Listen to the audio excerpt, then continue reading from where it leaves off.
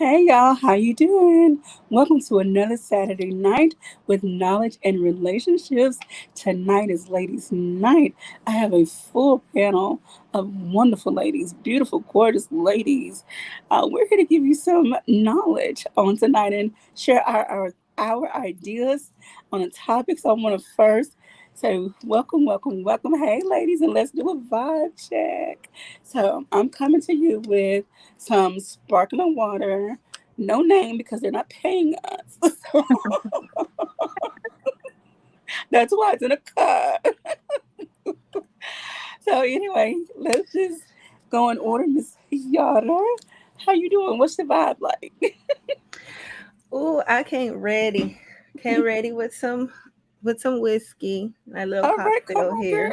here. Getting in the mood. It's Saturday and bottle of water. We have to stay hydrated. Yes, ma'am. And I'm ready. Ready for what Let's is coming. go.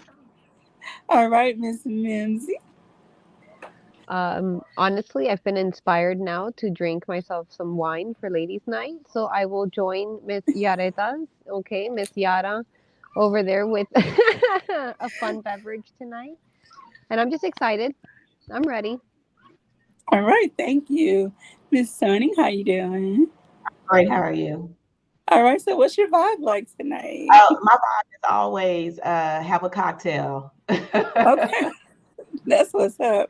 If I wasn't where I was, if, I would have a cocktail if I wasn't home. But anyway, our Miss Queen Forever done snuck in on us. What's up, Queen? Hey, how you doing? All right, so what's your vibe like? What you sipping on tonight? Um, what do you call it? An Arnold Palmer's lemonade Ooh, and iced tea. I ain't yes. sipping on nothing Okay, fancy. that still get the job done. All right, thanks for stopping through. And hi, Miss Alex. Hi. So I have water, but Look, after that's this, what. yeah, after this, I'll probably get like a bottle of wine. My favorite's still a Rosa Black. So yeah. High five, girl. Yes, ma'am. And really, really quickly, congratulations, Alex. Thank you so much. Yes, Y'all are so kind. Oh. Well, share the news. What I he missed. graduated. Oh yeah. I'm graduating in like 14 days from college with my Bachelor's of Arts in Mass Communications and a concentration in Congratulations. journalism. Thank Oh, you. this Thank you. conversation is right on time for you. Then. Yeah, actually, it was perfect. Yeah. All righty. Thank you so much. I can't wait to hear your thoughts. And Mrs. M3, the queen of this domain around here. How you doing? Oh, I love you guys. I'm doing good. My vibe is hot tea, no sugar. Oh, okay. You feeling you look bold tonight because I don't know. I'm from the south, so I gotta have a little taste of something. A little taste. Well, thank you so much for joining us, Miss Dee Dee. How are you? Oh, you're muted.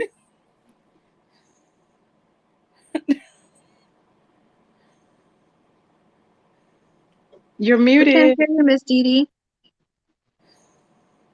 You can be muted from your mic itself. Oh, Oh, okay.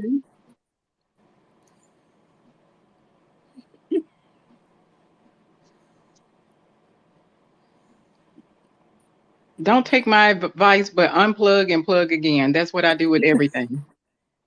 okay. We'll come back around, Miss Dee Dee. And Miss Sophia, last but definitely not least. Um, um, what's your vibe like? How you feeling? You know what? I'm feeling wonderful. I haven't seen that. I wish I could take a jug of that Mimsy Land. Actually, I was cursed with a liver tumor Oh 2 no. years ago, last year, when I was getting ready for a biopsy, and a lot of people don't think that there's some power in folks' words or whatever. The liver tumor somehow went away, but I stopped drinking. I stopped drinking water, fresh fruit, and vegetables daily. So since I got that, some good news, and it could have just been genetics, it could have been prayer. I'm just blessed that I don't have to have a biopsy and a surgery. So it's nothing but pink lemonade Kool-Aid. Okay, look, I'll take the pink lemonade. Look, I'm from Arkansas, so pink lemonade Kool-Aid was a See, staple. Wait, I that's a live in good place. Arkansas. That's Really, a where? wonderful. Good people. Good people come from. I, I excuse me, everybody. Mississippi, Arkansas, and Tennessee. I just want Yes. to.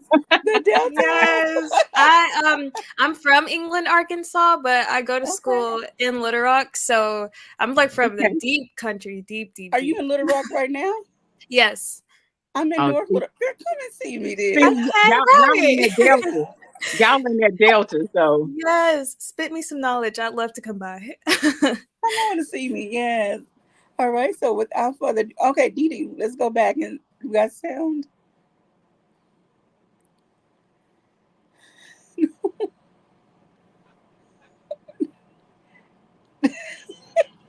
Maybe you want to go out and come back in, like log out or log out and come back in. Okay. But we're going to get this party rolling. I hope everybody's ready. So tonight's topic is about what was based off an article about companies turning away from, well, ever so slightly, requiring the 4-year degrees for a job or 4 years or better. And so the article talked about this particular individual, young man. He was 22 at the time. He started in an apprenticeship program. He went to a local college, community college, because he wasn't able to afford like a bigger university, and he got a 2-year degree. But because of his training with the company, they accepted his 2-year degree, and he even, learned more and rose higher in ranks. And anyway, he excelled. And what he did, he learned many skills.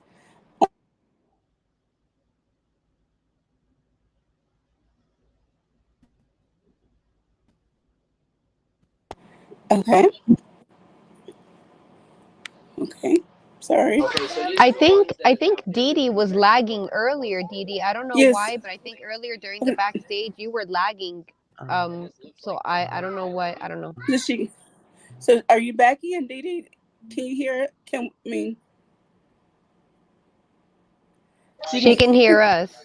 Is it her earplugs, her headphones? Is it? Okay. Unplug your headphones. Now?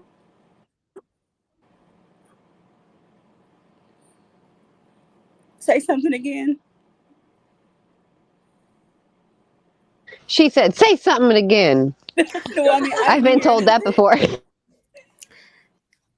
No, we can't hear her. There's like audio tests Any when you first come sound? in. Maybe it's a setting issue. Oh, you see, there you go. You're lagging. Maybe it's a setting issue. Yeah. Look at us all trying to be like all technical and whatnot. Yeah, it can be check on the settings. It'll be settings audio and try to make sure that the audio is there. If it's lagging, might be an internet issue. So try to see if that's the case. Okay.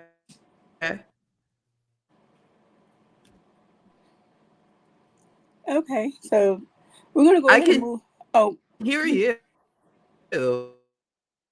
Can you hear me? I hear you, but it's We're like a getting closer. lag. We can hear you, but the sound is still a little bit off. So we getting there. It's hold on.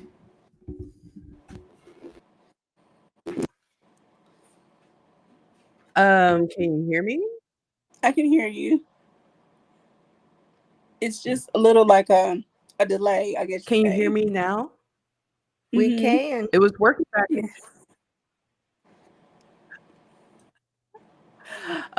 It was working backstage, but Okay. There's a little huh. delay, and we'll just be patient with you Filter as we go isolate through, and give you your engagement. time to speak. Okay. Alrighty then. So let's go ahead and get started, and not keep our audience waiting. I want to say hello to everyone in the Okay. chats. In the Okay. chat, Can you hear me? yes. Um, Can you So, hear me No, now? I think this is the delayed. oh, Okay. yeah, because her lips are not moving. Okay. Okay. Yeah, welcome to live TV, radio, YouTube. Anything can happen. I do live radio too, so anything can happen live. Wait, me too. Okay, Really? sorry. Yeah. Okay, we got to connect after the show now. Yes. Alrighty then. All right, so our first question: can all industries, based on the information in the article, and based on some companies moving away from the 4-year degree requirement, can all industries benefit from moving to a non 4-year degree requirement model, except like the medical field, legal field, and other uh, industries that require or definitely need specialized training and license and things of that nature? So, but outside of that, I want to hear you like your ladies' input. So we'll start with Ms. Yara. All right. Um, my opinion is yes. I can say it Okay. for my own experience. Like the 4-year degree in a lot of the careers in jobs that are right now, honestly, is not necessary. It's just a way right now at this point, how the education model has evolved is a way to Mm-hmm. get a lot of people they are Oh, left out. okay. I would say it because I am a self-taught web developer, Okay. and I started going to college, which I realized that a lot of the subjects that I was taking for my minimum requirement for that particular career honestly was not necessary. So I opted to drop out of college. You almost spilled my drink. Let me put it far from here. So I opted to drop out of college and actually get that self route, uh, going to that self thought route, Okay. which I don't regret. It's been a journey because you have to hold yourself accountable and actually look for the information out there because it is out there. Okay. But it takes a little bit longer, but you get there. You actually get the skills that are required. And one thing that I have seen in the job market is that they are requiring a 4-year degree, but the skills that they are asking doesn't match the degree. It's like you go through school and see all these subjects in general studies, and a small portion of that is actually dedicated to the career that you actually are focusing on. That some of the jobs they would just don't even consider you out the bat, even though you have the skills for it. So I just think that they benefit a lot. They're leaving a lot of talent outside, a lot of talent that will be beneficial for them just because they are requiring the paper. I'm not negating everybody that goes to college. It's a personal choice at this moment, at this point, um, because you're going to have like a lot of doors are going to be open just because you have the paper, but not necessarily the skills are matching what they're asking for. So I think they benefit. They better ditch it. Unnecessary.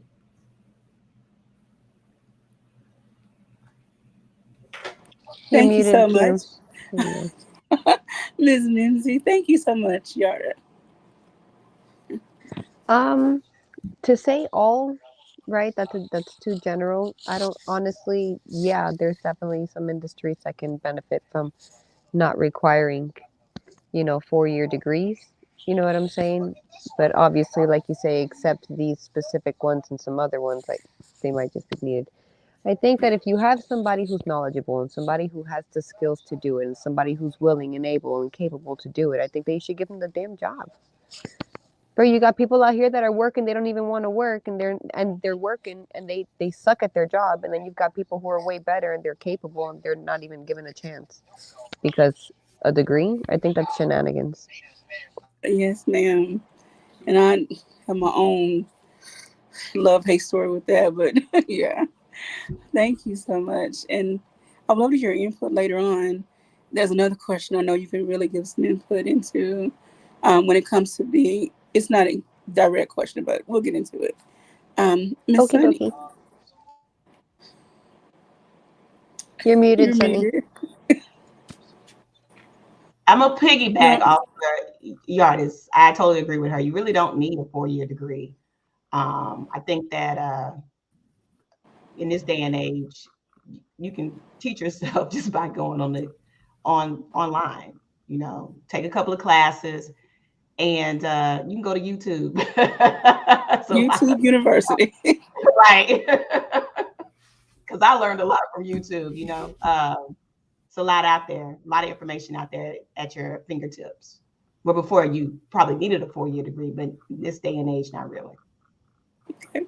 So yeah, I Thank think you. companies would benefit from you know, Moving away from that. away from that, and people would too, because it's such Yes. overpriced college. We, we can get some more bodies and some more positions and keep Hmm. the economy going. And that's not another, that's not a question, but I definitely want us to touch on the economic impact of having more people in jobs that are not necessarily a degree. But we'll get into that as well. Okay, so Ms. Dee Dee, so we're gonna try again. Are we here?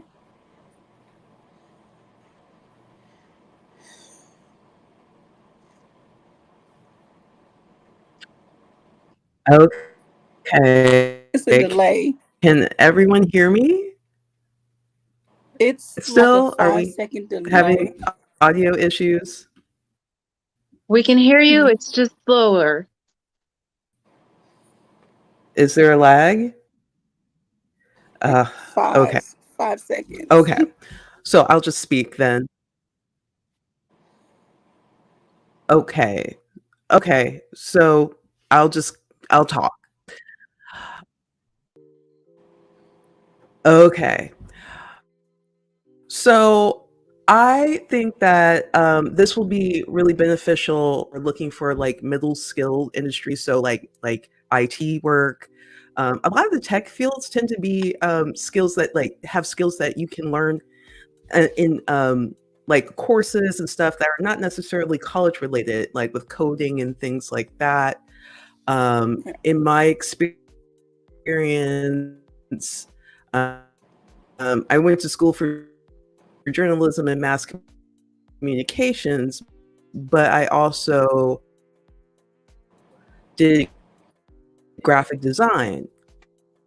And a part with graphic design, a lot of the skills that you learn, it's not really in the classroom, it's online. It's literally you looking up YouTube videos and going on websites that teach you a lot of the different tools that are in programs and different methods of using those tools to get your artwork done for in a pretty expedient way for your clients. So even my professors were like, yeah, this class is more just to get you to have some projects to put in your portfolio. But if you want to learn how to use Photoshop, Illustrator, and Design, you're going to have to look online. And I'm like, so why am I paying money for this class? Like, what is that about? So I'm finding that I learned so much in terms of upping my skills just by just going online. There are free courses. We now have websites like Skillshare. Um, there used to be one called Linda, but I think they merged into another company, but they still have classes and things that you could either pay for or you can go through your library. So a lot of libraries have memberships with them. So if you have a library card, you can up your game on a lot of this stuff for free. So I think that this is a really good way of going, and also with statistically, a lot of baby boomers are aging out of the job market. There needs to be more of, we don't really have a growing workforce at this point, and that's according to the US Census. So there has to be something that allows more people who maybe are capable to do these jobs, but just maybe need the training for those certain skills that are more specific to the job. And that will be really beneficial because they can also then take. Okay, I think it stopped.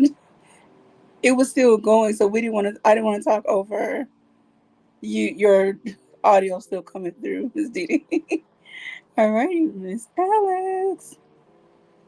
Yeah, so I think that a lot of companies and job fields can operate without a 4-year degree. A lot of them you can, like she said, learn through online courses. You can maybe get like a personal teacher or private trainer or something to help you with it. You can just look it up, of course. But for me, I feel like though it is, you are able to. Some companies are able. Is there music or am I tripping? I don't have music. Okay, I was like thrown off a little bit. Okay, sorry. I thought it was from like my computer. But I do feel though like as companies can hire people without a 4-year degree, I do feel like a 4-year degree does provide fundamentals and basic skills for the person, which can contribute to them being a better candidate for the company. And I say that from personal experience. So my major is mass communications and the concentration is journalism.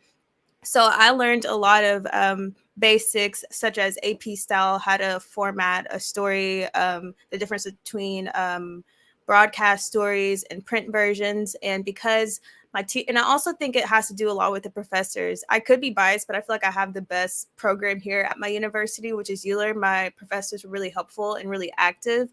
And they made sure that they passed down the knowledge decades that they had in journalism to us. So I feel like it was personal knowledge that you couldn't find online. And personally, I don't like online courses. Like my brain we don't connect. So I like that in person. And I like when someone's able to give me knowledge, especially when they're like a veteran in the field. So because they provided me with that knowledge, I did an internship for this radio station. And I already knew like the fundamentals. I knew like how to do AP style, how to speak in present tense when it came to broadcast. And I feel like that made me a better candidate. So whenever my internship was over, they offered me a job. So now I work there as a reporter and news anchor. So I will say that because of my university and what they taught me, that it made me a better candidate for the job that I'm at now. So I do think it depends on your university and your professors as well.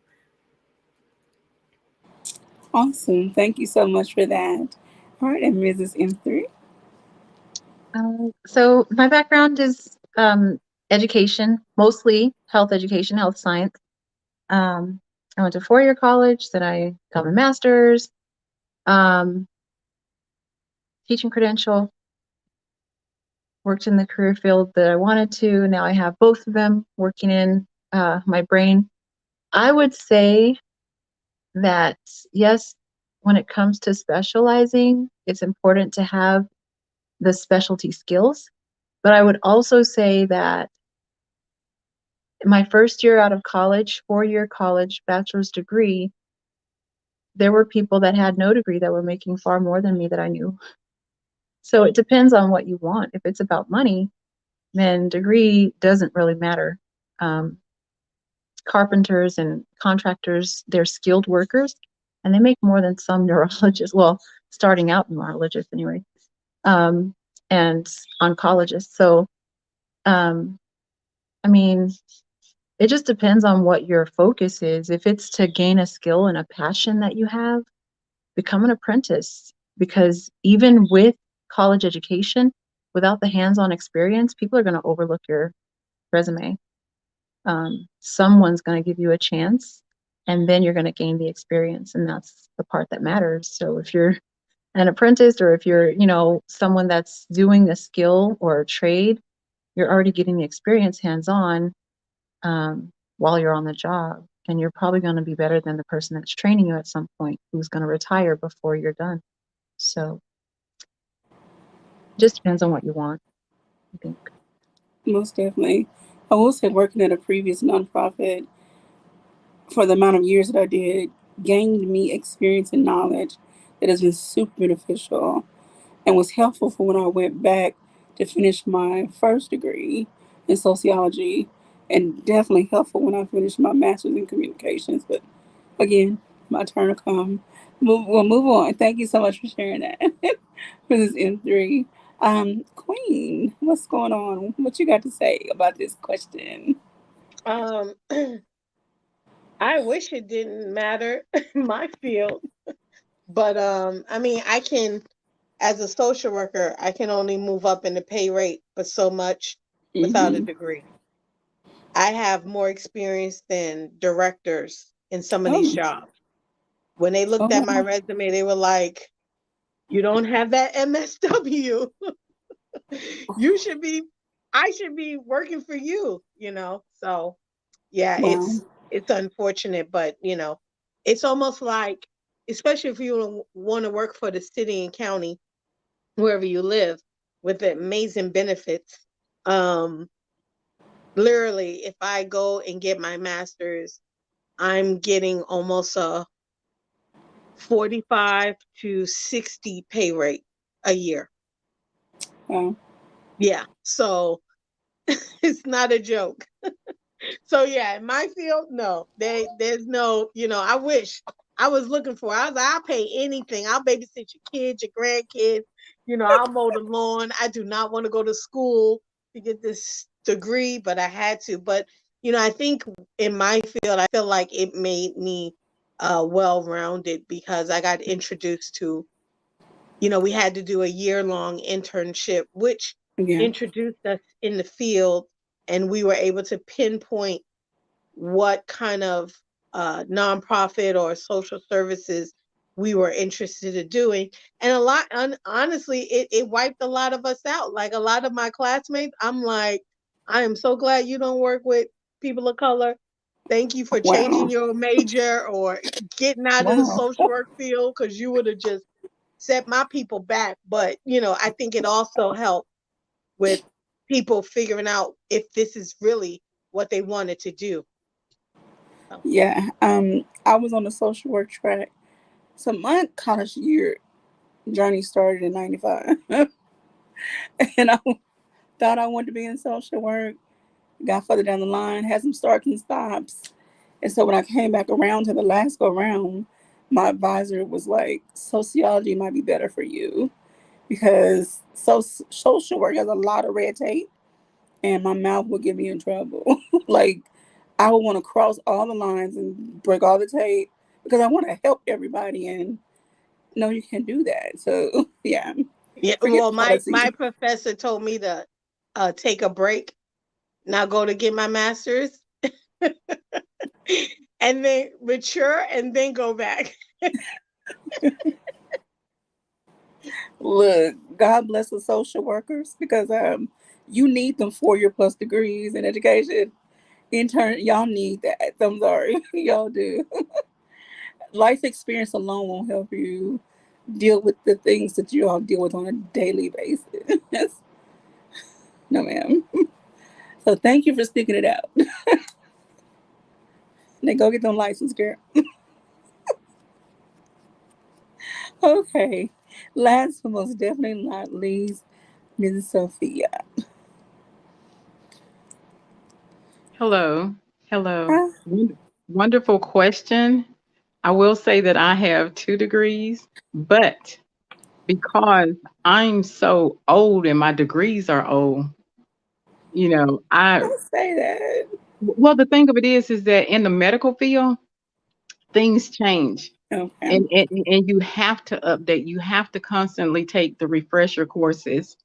Um, and I enjoyed it. I will say that when it comes to uh, in the medical field, and I know that, saying, I'm kind of pushing away from the question.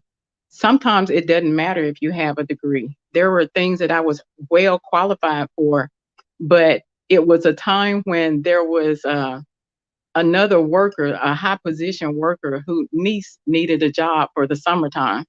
I worked on a cardiac floor, and I'm like, okay, that's somebody's life. So, and a lot of times it depends on who you know. And degrees, if you have a degree and you can have everything in place, A, B, C, D, E, F, G.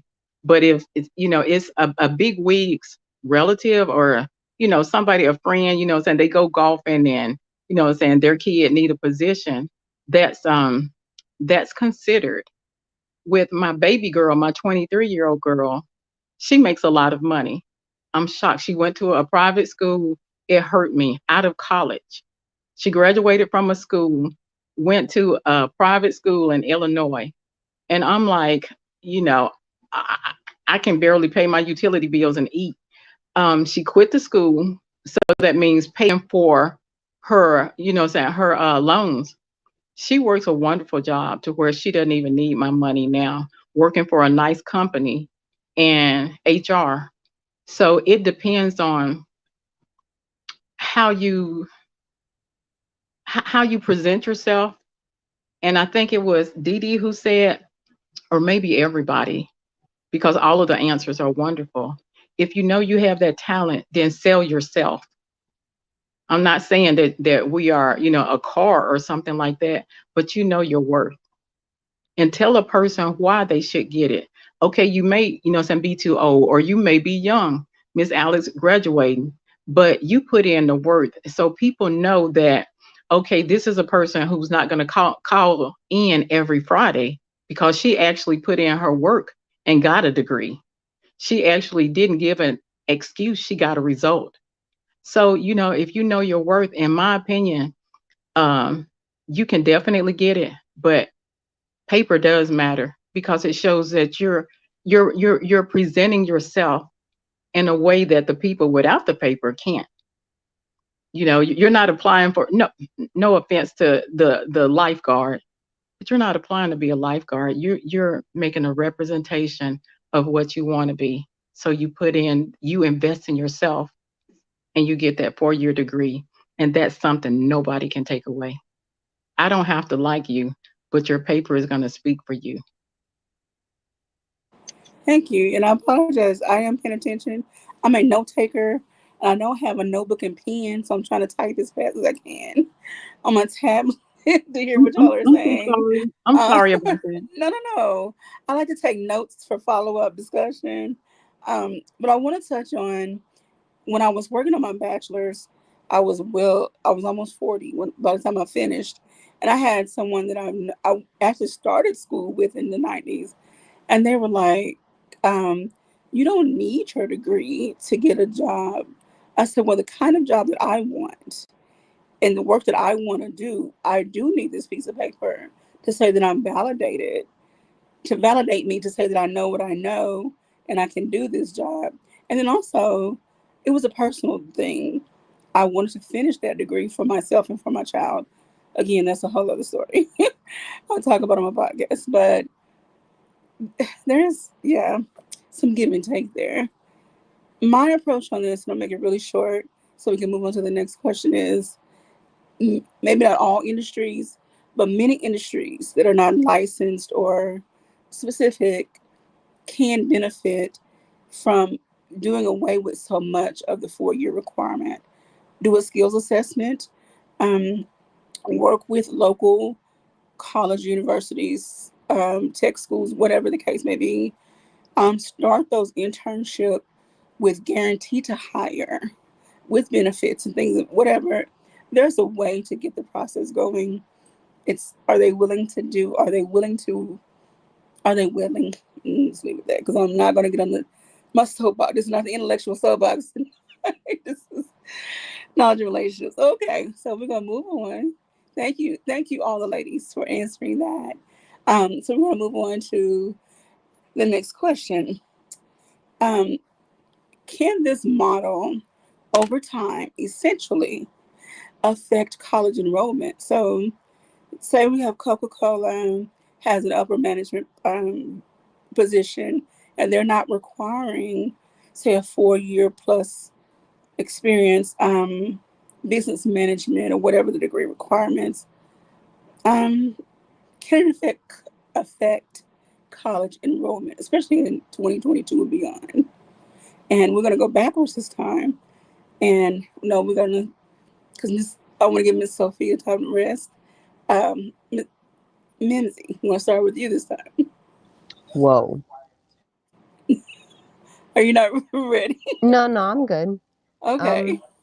So I'm gonna lead it off as usual. I don't know, but I know that I don't need to be going to school right now to be homeschooling my children, which is what I do, and yet I chose to go to school. You know, I'm doing online college so that I can just be better prepared for what it is to teach children. You know what I'm saying? And by the time that I'm done, I will have my associates and I can like basically work at like any daycare or preschool or whatever. You know what I'm saying? Not that I intend to do it. And then if I continue, I can get my bachelor's and my master's, right? And be able to teach my children from K through 12, right? With papers and legal, you know, it's legal. I don't need any of this. But if I wanted to, I could. So I'm not really sure. I love you.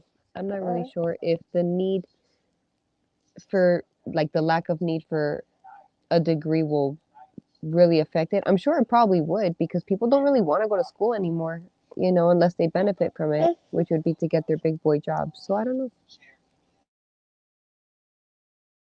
You're muted, Q.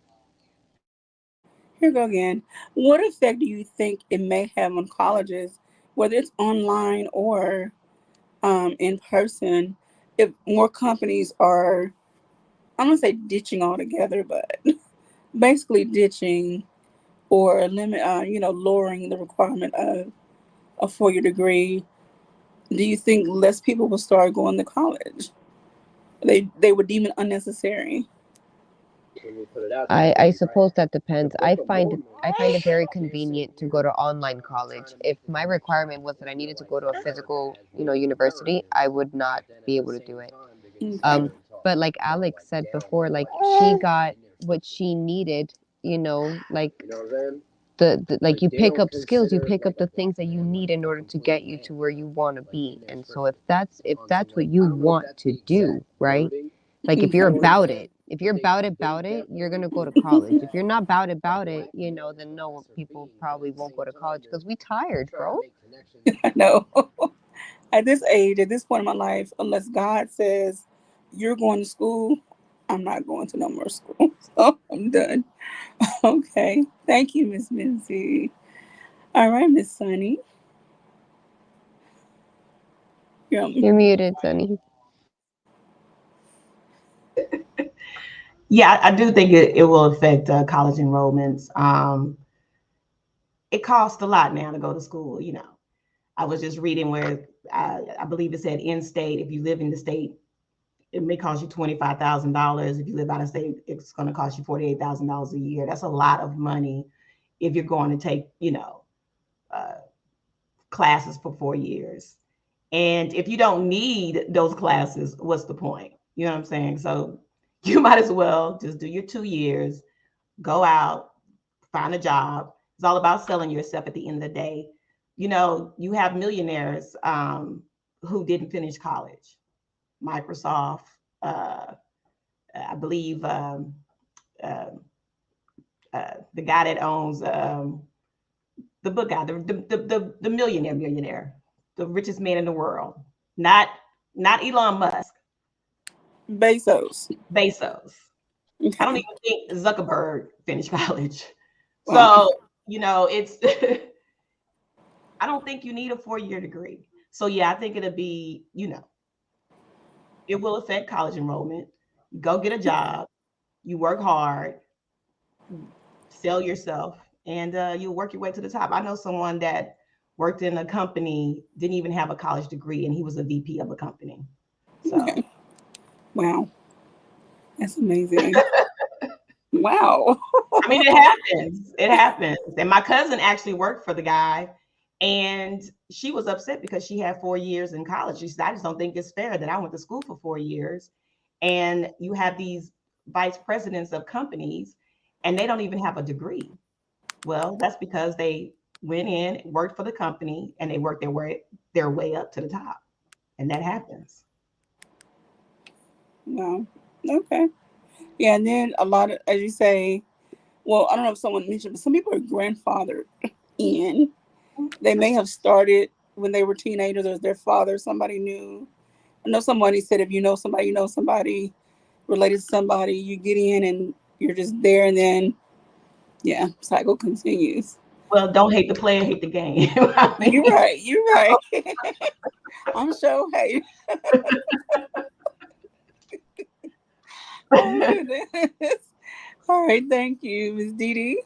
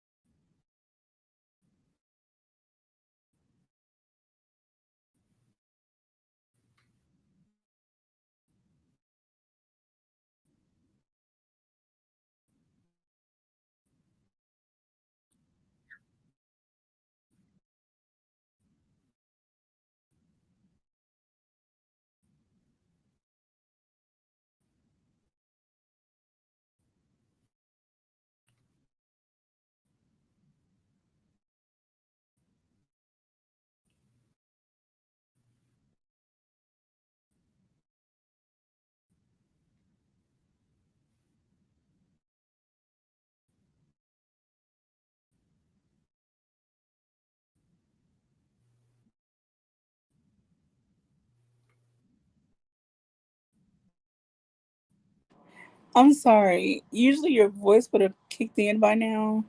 Are you on mute this time?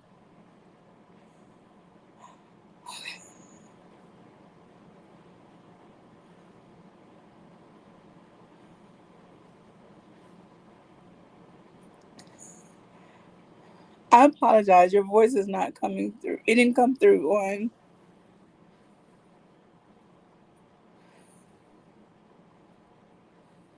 And I was trying to give it a moment because there was a lag. Someone said they can hear, but it's breaking up for them. I can't hear anything.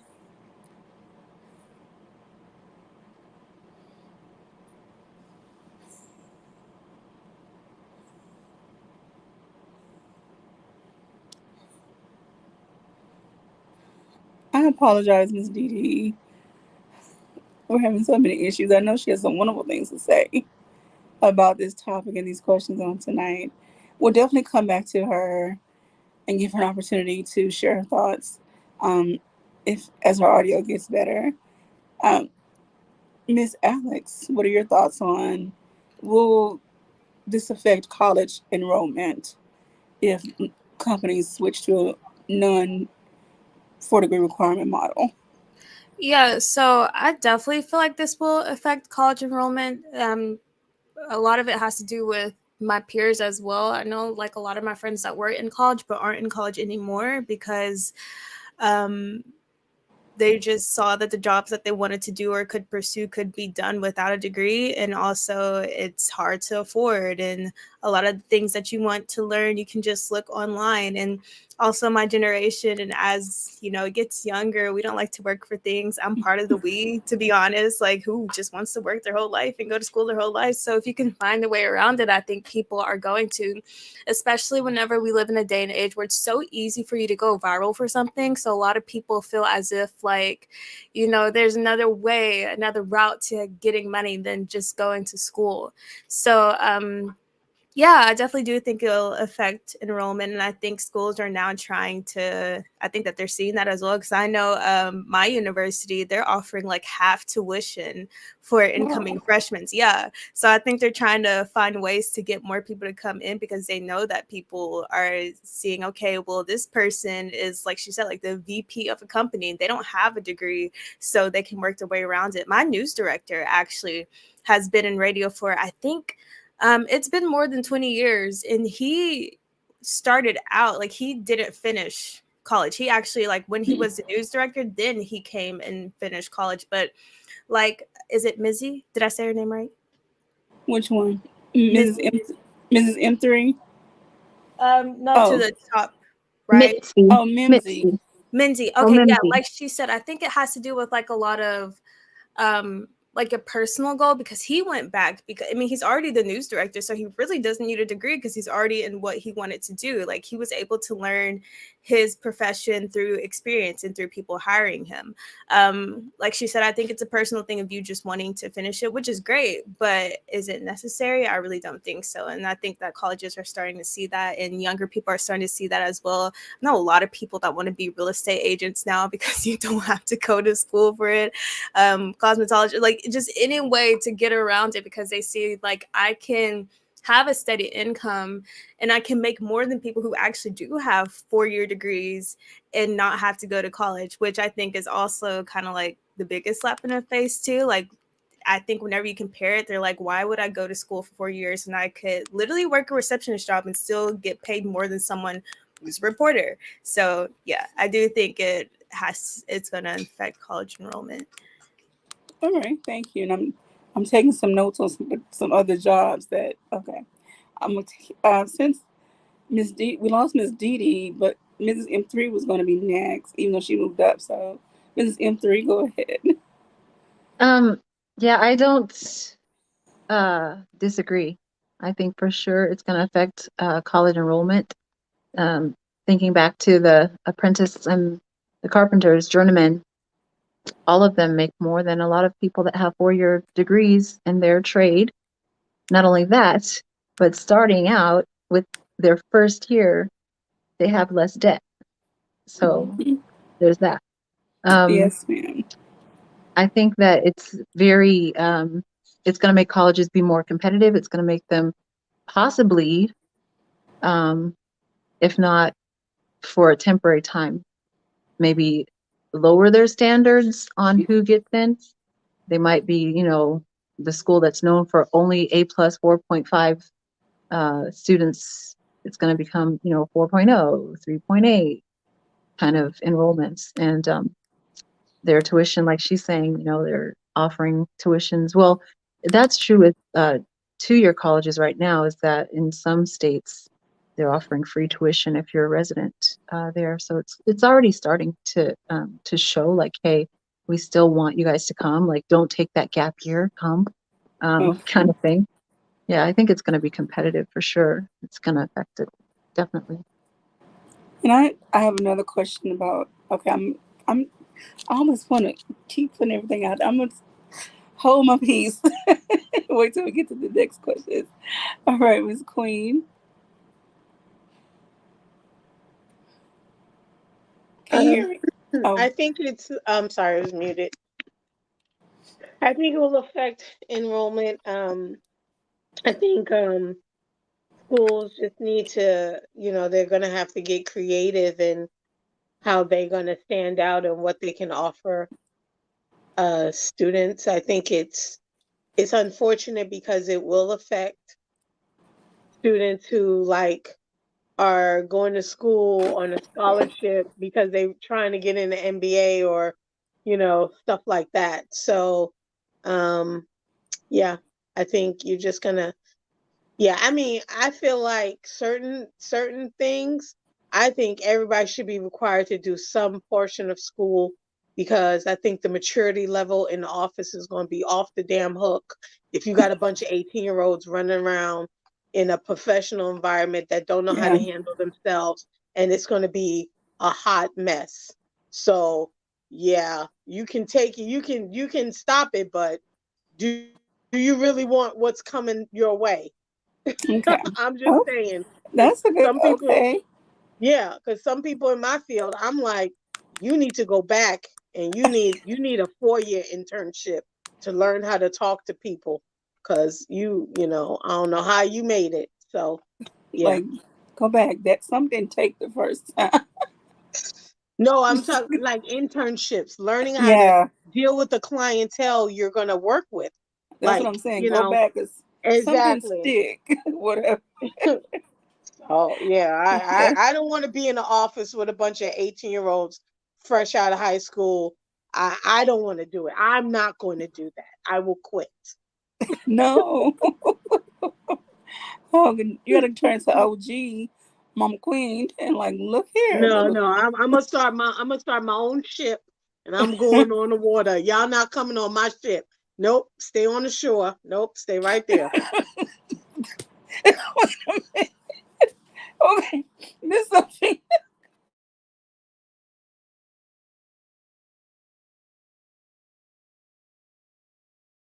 Go ahead, Miss Sophie. I'm sorry. Okay. I love you, Queen. I love you. I love the Lord for making you. I love you, Queen. I have a mixed feeling about this. I will say yes and no. Though everything is going in the direction of the economy and what society is making it, you also are going to have jobs that will, and they know this, and they'll pay for your tuition.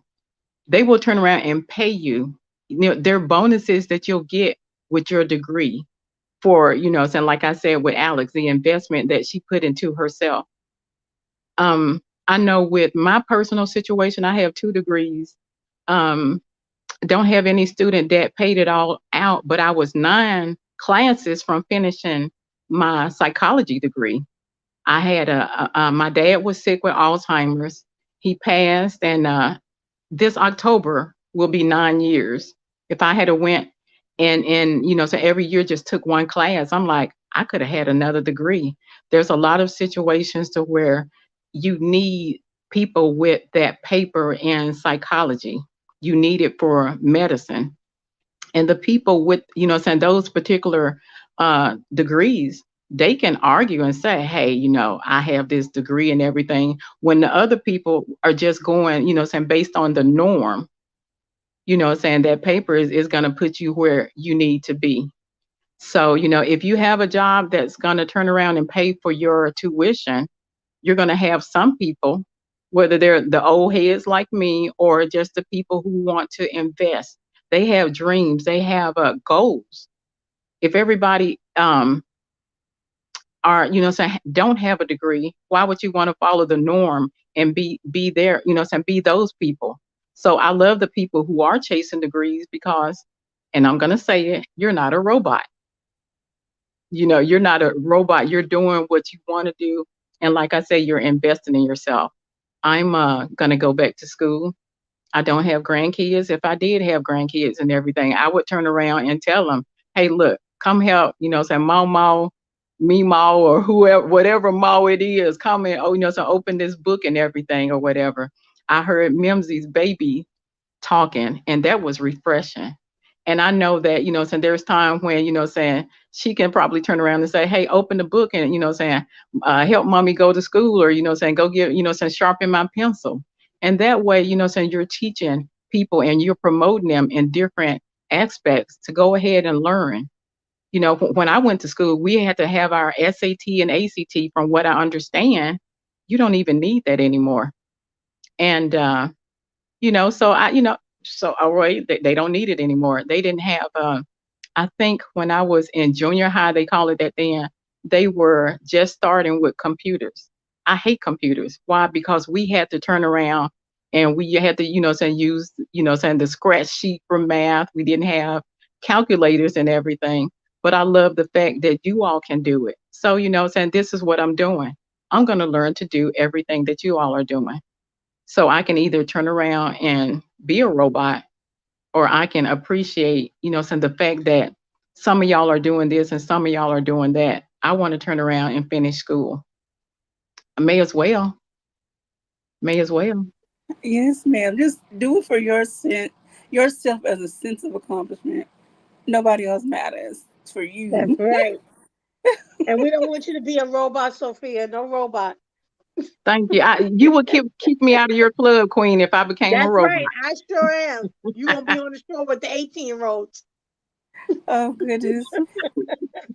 And last but definitely not least, um, I wrote it down this time. Y'all, there's the. Did I say it close? Yeah, you said it close this time. Please forgive me. I'm learning. I'm gonna make myself learn. Yes. Yada. Well, please go ahead. No, it's not a problem. But I honestly think that it's not going to affect it because they are now catching on to what is going on, that people are not going to degrees. So if you have noticed that they have opened a plethora of small certification programs, that Hmm. is still, because college is a business and they're not going to miss out. They're starting to catching up with the times. It's not Exactly. going to affect enrollment. They're just changing their model, which in terms benefit everybody. Not everybody is actually have that capacity to be self-taught and have that self-determination to actually learn something. A lot of people need that structure. So they're starting to catching up with those. Like even Rice University, that if I wanted to go to college or university, that was my dream one. Really? There's yeah. That was my dream. I said, if I want to go, I want to go to Rice University. Well, I live in Houston. This is right here. Okay. so, um, so now I'm starting to see that they are catching up with that. So they are putting out boot camps, coding boot camps. Oh, you want to be a UX designer? Hey, we can get you. We can make you a UX designer in 11 weeks, and it costs X amount of money. They're adopting those business models that we're seeing on the internet. Wow. So they're not going to be missing out on enrollment. They're catching up. So I don't think right now, because they're doing that transition, I might believe that. But later on, I don't think so. They're going to find a way to keep that influx of people coming. I don't say nothing about the degree because it's a personal choice. I personally have one. I went to dance school. I'm a lab technician in Columbia. So when I came Oh, here 10 years ago, it was my paper that I worked very hard for was not valid. The only thing that they validate was my high school diploma. So I had to start from zero. wow. So That's that it. was my initial take on, man, I did all of this. I dropped because I figured out what I wanted to do and it was not necessary. I found a way around it. Okay. Awesome. Thank you. Thank you, ladies, everyone, for chiming in. I hate that we've lost Dee Dee. Really wanted to hear Mm. what she had to say on this question. But we're going to move on to the next question. It is and everybody's been talking about this in their own sort of way. Does the old adage of go to school, get an education slash degrees, and get a good job still hold weight in today's society? And I'm going to tie into that because I've been taking notes and writing other questions. Um, because of how this newer generation has, I don't want to say changed, they've adjusted their mindset of how they earn and learn. Again, does this old model or old adage hold any weight still in this more modern today's century, today's decade? And Mrs. M3. Um, I think that it's important. I think, again, depending on what you want to do with your life, what you want to do with yourself, it's important to go to school, get an education.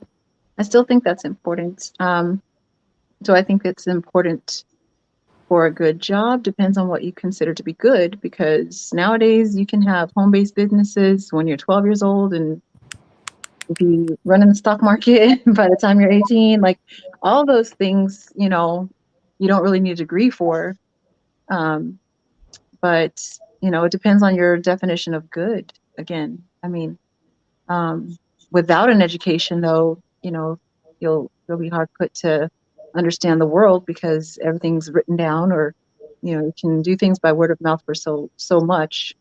Then you have to either watch a video, read something, you know, pick something up. So education the traditional way, maybe not necessarily, but definitely going to school matters. Getting a good job through an education depends on the type of education, not the traditional one necessarily, but yeah. All right, thank you so much for that. Sunny? I'm muted. Okay. I'm agree with OG Patrice on this one, because I'm a believer in entrepreneurship as well. Okay. So, you know, education is important, because I'm gonna agree with the lady that's beneath me here, Miss Sophia? next to Miss Sophia, Or Queen? Queen.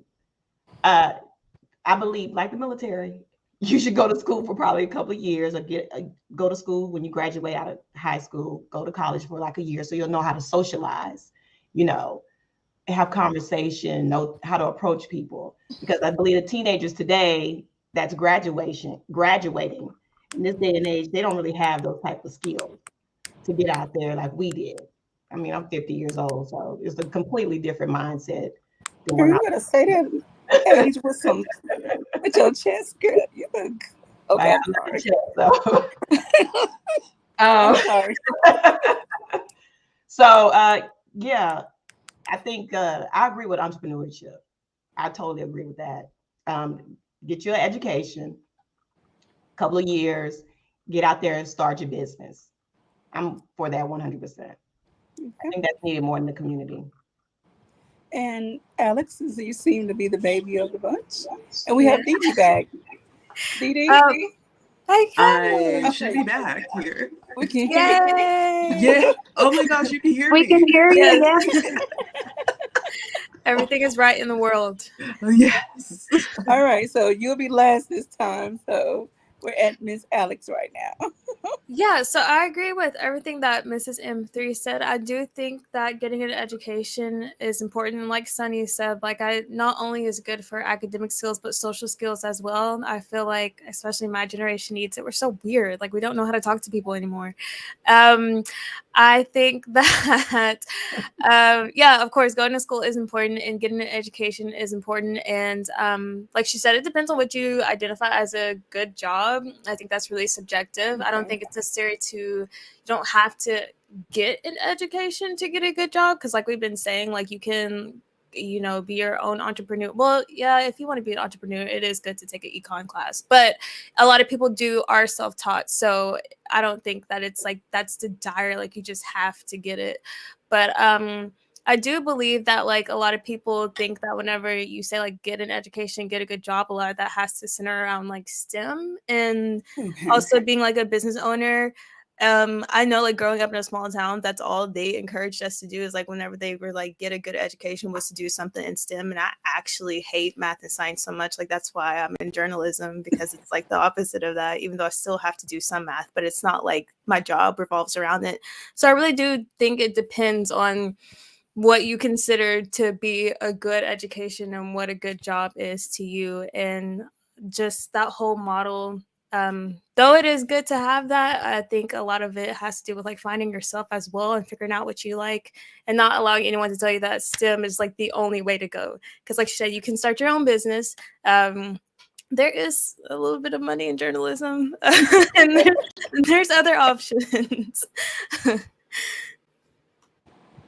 All right, I'm thank that $1 you. million baby. Get that picture sold. one day, if CNN is still around, whatever other news outlet or your own outlet, we're gonna be looking out for you, Ms. Alex. Thank you. Thank you. I'm still trying to decide like if I want to go the news route because it just became I don't know, it's just become so different from like the 80s and like starting in like the 70s and stuff. It's just become like really really different and divisive and everything is just so like one way. So I'm still trying to figure out what route of journalism I want to go. So yeah, but thank you though. Alrighty. Ooh, real quick, can I just say something? Because I also did journalism and mass communications in Oh. school.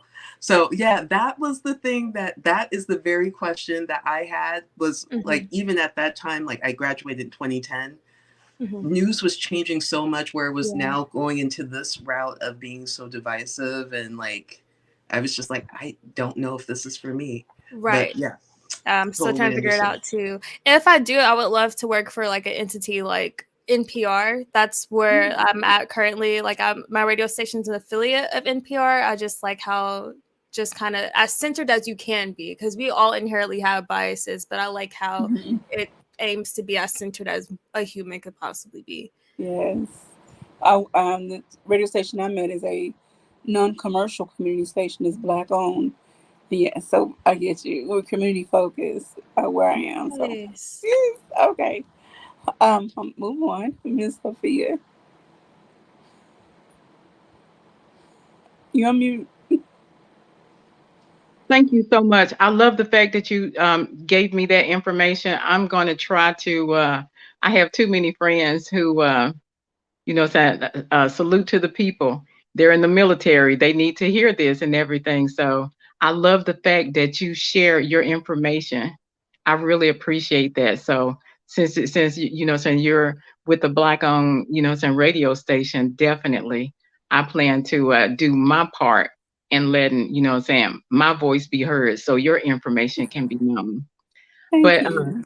you're very welcome. Thank you. To the question, I really don't like the way that the youth is portrayed.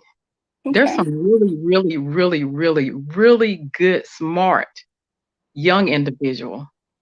And the fact that, there's so much negativity that's focused on the youth, I would pray that they would go to school and so to give a better look for their own, for everybody, Okay. for the youth. It's sad to hear, and that's regardless of what age. Oh, they're young, they're gonna, steal. They, you're gonna get carjacked, you're gonna do this and that. And I know that when I was staying in Middle Tennessee, there was a little baby. Mom gave him the keys. Hey, warm the car up. And this baby was 11. There was a 7-year-old, not a 7, a 9-year-old and a 14-year-old that turned around and they had guns and they carjacked them. My thing is, um, and not putting religion into it, just turn around and give them, like everybody was saying, give them the opportunity to see a better way, to go to school, to do this and that. No, school and college isn't for anybody, but if your only option is a negative, juvenile record, then why not? Some kids, if you're not into coding or STEM, then get into, I hate they took out things like the 4-H club and, home ec and shop Yeah. and stuff like that. They need something to do. What's going on today, the norm is not the way. It's too many babies in juvenile. And if their only option is juvenile, then I say, yeah, put them in school. Ooh. If you have to make it mandatory, I'd rather for the baby to go to school than to go and have a juvenile record. No offense, but not on my watch. If I can do anything to stop them from going to juvenile, go to school, baby. I'm gonna try to Okay. vote you in every shape, form, every way that I can, because you mean too much. Yes, ma'am. And maybe Miss Queen can speak on this as a social worker. Because I'm like you, Miss Sophia. I advocate for the babies.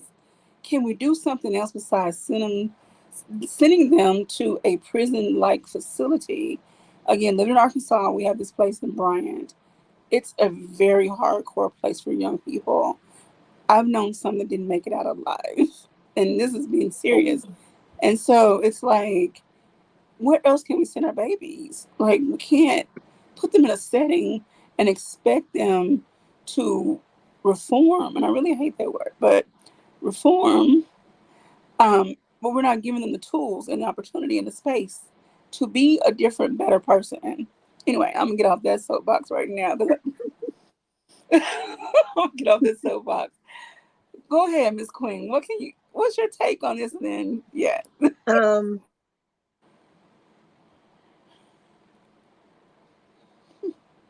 I think it still holds weight. Um, Education. But I think it's losing it's losing its appeal because everybody think that they want to go viral. Mm-hmm. Everybody want to go viral.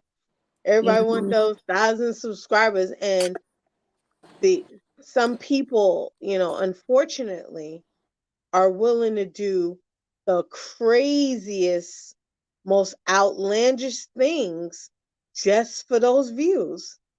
And I feel like the internet, the world web, computers is a great tool that was invented, but it is a lot of people's worst enemies. Um, I think the young people that I worked a lot with, transitional age youth, 18 to 24-year-olds, foster care, former foster care, and homeless. And a lot of them didn't have high school diplomas, so they would do the GED programs that we would have. But some of them, my caseload, I always said, hey, look, make me work for you. Like make me work hard to support you. I'll get you anything you need, but you got to show me that you're willing to put in the work. You show up, I got you. No matter what it is, I pay you. We paid their rent for 2 years. I would help people buy cars, all kind of crazy stuff. But they did what they needed to do. And some of them, there's a lot of programs out here, where they can go. There's this one called Hack the Hood. There's one called Year Up, and it teaches them coding or what do you call it, how to build websites. And so a lot of times the young people on my caseload that went through these programs, they would get the job, the internships they called it. They will only hire them for like 6 months. They would getting paid $35 an hour. But they had to turn in their key card at the end of the day. They couldn't ride the free transportation bus. They couldn't. Their key card didn't allow them to go certain places in the these big time companies. So it was almost like a slap in the face. But I told them, I said, hey, you can say that you had an internship at these prestigious places. Now, what are you going to do? Are you going to stay there? Are you going to let this stop you, or are you going to do something more? So you found that you like building a website. Okay, well, go to school. We got you. You don't have to worry about a place to live for 2 years. Go to school, do what you got to do. So, you know, I think it's unfortunate because, and then I had my knuckleheads that just wanted to go viral. So I was like, I don't know what to tell you, because you think you hot, but there's someone hotter coming right behind you. So, you better figure it out because, when reality hits you and the rent's due and you ain't got a roof over your head, that viral video ain't gonna do a damn thing for you. So yeah, that's a whole nother subject. Maybe we could do something about that on Cozy Conversation. Yes, ma'am. Let's write that down. I don't have a pen. Write that I down. got you. I got you. I'm gonna give Miss Dee Dee her space. I'm gonna pin a comment by OG Patrice, and I want to actually go back and talk about that after we give the last two ladies their opportunity to speak because Ms. Yar, I don't want to insinuate your ethnicity by your name, but Ms. Mimsy has already shared her ethnicity. But I do want to ask a question that is ethnicity related, based on the question. So anyway, Miss Dee Dee, please, and then we'll get to Miss Yara and Miss Mimsy. Okay. So what was the question? Was it about like if going to school, like college, it still has like it holds weight, like getting a Yes. degree? Yes. I think it does. What I think needs to be adjusted a little bit here is um, I think getting a 4-year degree still holds weight. I also think going to get a 2-year degree holds weight. I think apprenticeships hold weight. I think internships hold weight. I think all those things where you're able to learn something, like learn skills, maybe like if you want a more robust education, maybe you're looking into a career. It depends, like what you're interested in. So, for example, if you're interested in like being a doctor, physics, mathematics, some of the social sciences like history, going to social work, things like that, then maybe going and get your 4-year degree is a great route to just go ahead and do. You know, I know for me with journalism, I felt like that was the route that I wanted to go on. So it just made sense to me. If but also I feel like sometimes the 2-year universities kind of like are not really considered all that great. Like they don't have a great reputation as being a way to possibly jumpstart your education or finding a career just with that 2-year degree. Which you can get paid pretty well. There's not as many job opportunities though, which is where this whole this article kind of comes into play here, because they were mentioning that um, a lot of the companies like AT&T, Google, and whatnot, they are looking for people who may have that 2-year degree, but they're just not made that step for that 4-year degree. And it shows, hey, this person is actually investing time and energy into learning skills. So this person may be more viable for us if we give them the opportunity to learn more with an internship or apprenticeship, rather an apprenticeship or some courses that we have. And if they and those courses typically are paid. So if you can take on that opportunity and they invest in you with that and they see you complete it, you do well, then you can get a full-time position. That's the trend that we're seeing with a number of these companies like Google, excuse me, AT&T. One second. Wow. Okay. We give you all the grace and mercy here. With Google, AT&T, Accenture, what they listed. So it seems like there's still value in having some form of education, like higher education here. So these companies are looking for that. That may put you up there. Like they see you investing some time, money, energy into getting some skills. Then, okay, maybe this person they might work for us a bit better because they already have some of those basic skills we need because they went to school for it. It's just a 2-year degree instead of a 4-year degree. Okay. So I think that that's important to keep in mind when we're thinking about companies that may be doing away with that 4-year degree requirement. They will probably look at someone who has maybe done some courses in the past, like maybe at a community college, but maybe not for a degree. Maybe there's things that you're putting on your resume that shows that you're still willing to learn. So I think that having a degree, whether it's a 4-year, 2-year, or maybe some certification, really does help. There still is value in that. So I think that that's something that we should definitely encourage, but maybe not push like 4-year universities all the time, because that's not for everyone. But to have some respect, more respect and reverence for those 2-year colleges, the community colleges, because I still hear like a bias against 2-year degrees.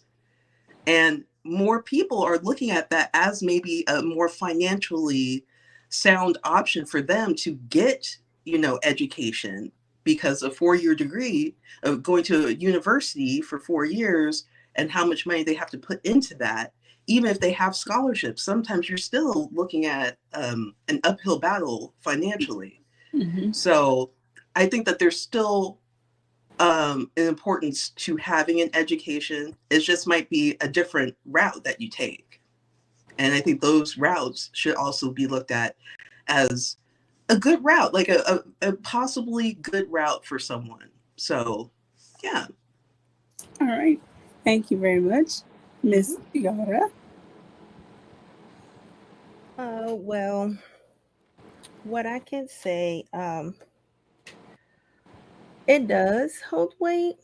I'm just gonna say it as a personal, taken in a kind of like in a personal experience. Where I'm from, that's the motto. You go to school. Okay. You have to go to school and get an education. Because where I'm from, even to be a cashier, they will put that requirement. You have to have a 4-year degree, What? which it doesn't make any sense. But look, I've seen it for experience. So the motto is that you have to have a degree. We do graduate before we are 17. The people that graduate from high school at 17, they're late. So when you get your 4-year degree, you're still like early 20s, and some of them not even 20s. So the push that is because there is no other way. There's no other avenue for us to actually get an opportunity is to have that 4-year degree. You have to have a master's. And on top of that, you have to network a lot. You have to know that somebody from that somebody from that somebody on top of that somebody in order for you to land something. So coming here to US has make it way much easier to go around those things. You not necessarily have to have it to actually live a good life, because that is like the other ladies have said, is very subjective. Some people think that a good life is making 50K a year, no debt, and you golden. All your bills are paid. You have a little money for a vacation, and you're good. Other people want more. It just depends, but Okay. it's much different. It still holds the weight.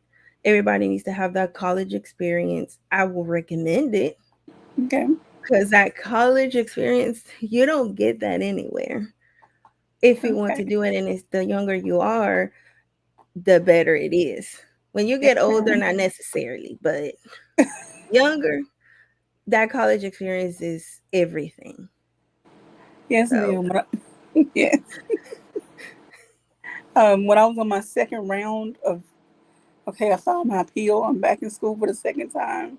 I was 26, 27. I'm like, I don't want to sit in class with a bunch of babies. That was my mindset. So when I went back the third time, because I let my grades fall again. Anyway, y'all, I was like, I'm doing online. They had an online option at that time. Yes, sign me up now. That's the only way I did it. So anyway, yeah, um, it's nothing like the college experience, and I wish I had embraced it my first time around. But that's another story. Moving on. Last but not least, Miss Mimsy. Um, yeah, I don't know. So I don't know um, what it was like in your I household, but Yeah, no, yeah, things are different here where we are. I homeschool my kids. We don't believe in the public doctrine. It's the what they teach the children nowadays in the public schools shenanigans, and this is absolutely not what we do, which is why I'm doing the homeschooling thing. I do feel like the system is rigged. I do feel like the system is just indoctrinating everybody to just be modern day slaves. And so this is why we do what we do, which is basically we move to the woods, you know. We're not your typical people, but we I'm not sure, it really depends on, it's very situational, I suppose, because it doesn't hold weight with me whatsoever. My husband, if you guys have met him, I call him big brain, because he's beyond, uh, you know and he didn't go to universities, he didn't go to school. He, attends the University of YouTube, and he's got several master's degrees that he can print out himself if he wants. So I really feel like it depends. Back in the day, I think that it was way different, to go to school and to have your college degree and to get, your careers and whatnot.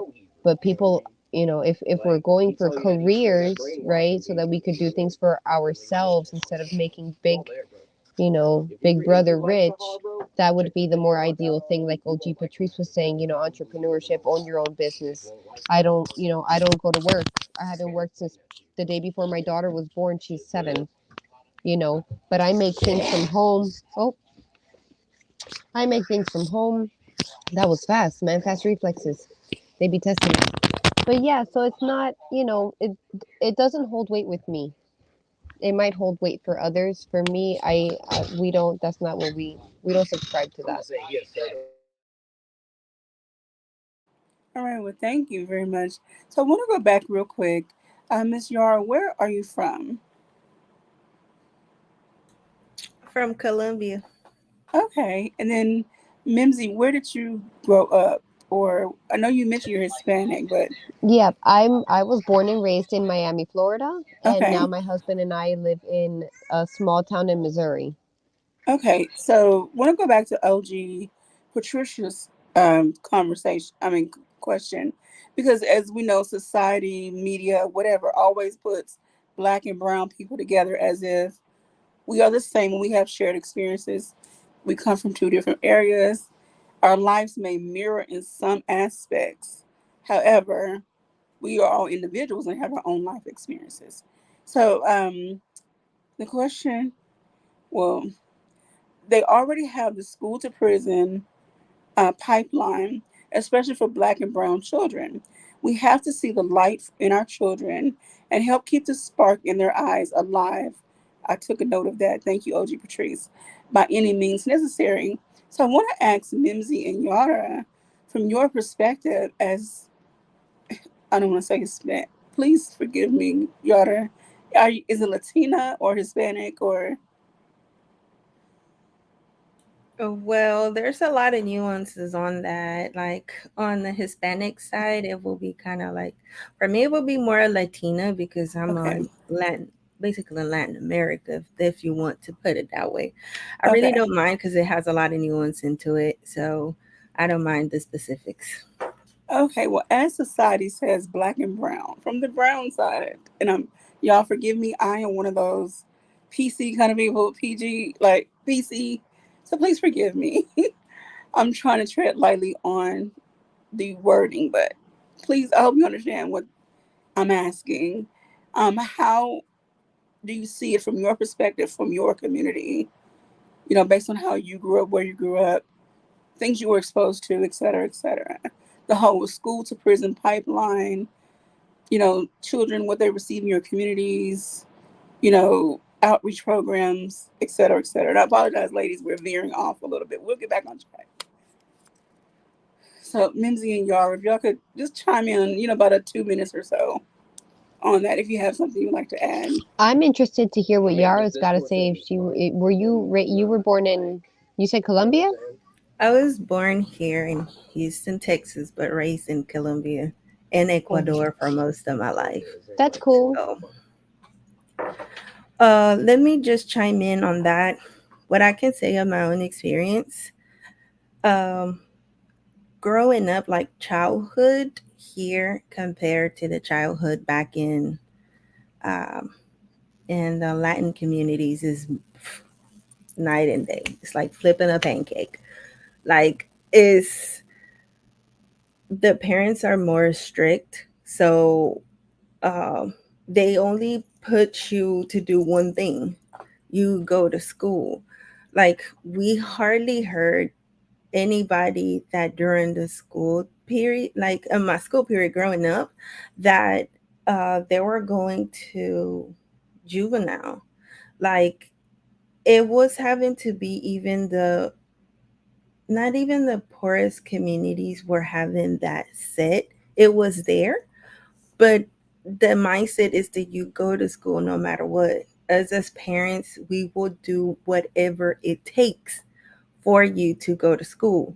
If you don't have the uniforms, we will find a way to do it. We will find a seamstress to actually make the uniforms for you. If you don't have it, you have one pair of shoes. Because I was the one, I didn't grow up with a lot of riches.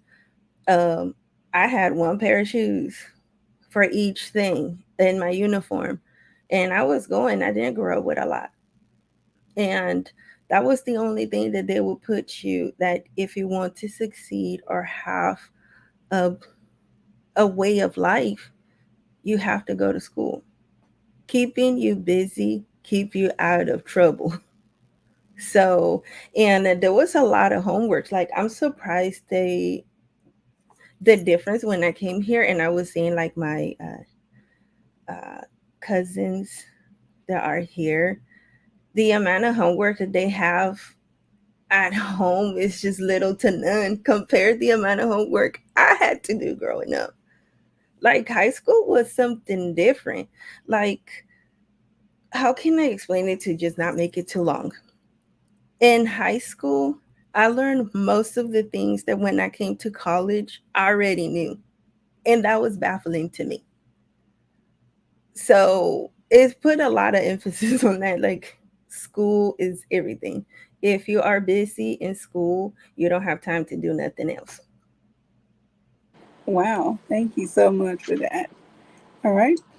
Miss Mimsy, did you have anything you would like to add to that? As I mean, no, as far as I can remember, I grew up in Miami, and we were hoodlums where I where I grew up. I was a hoodlum, and but no, I don't know anybody who like went to jail.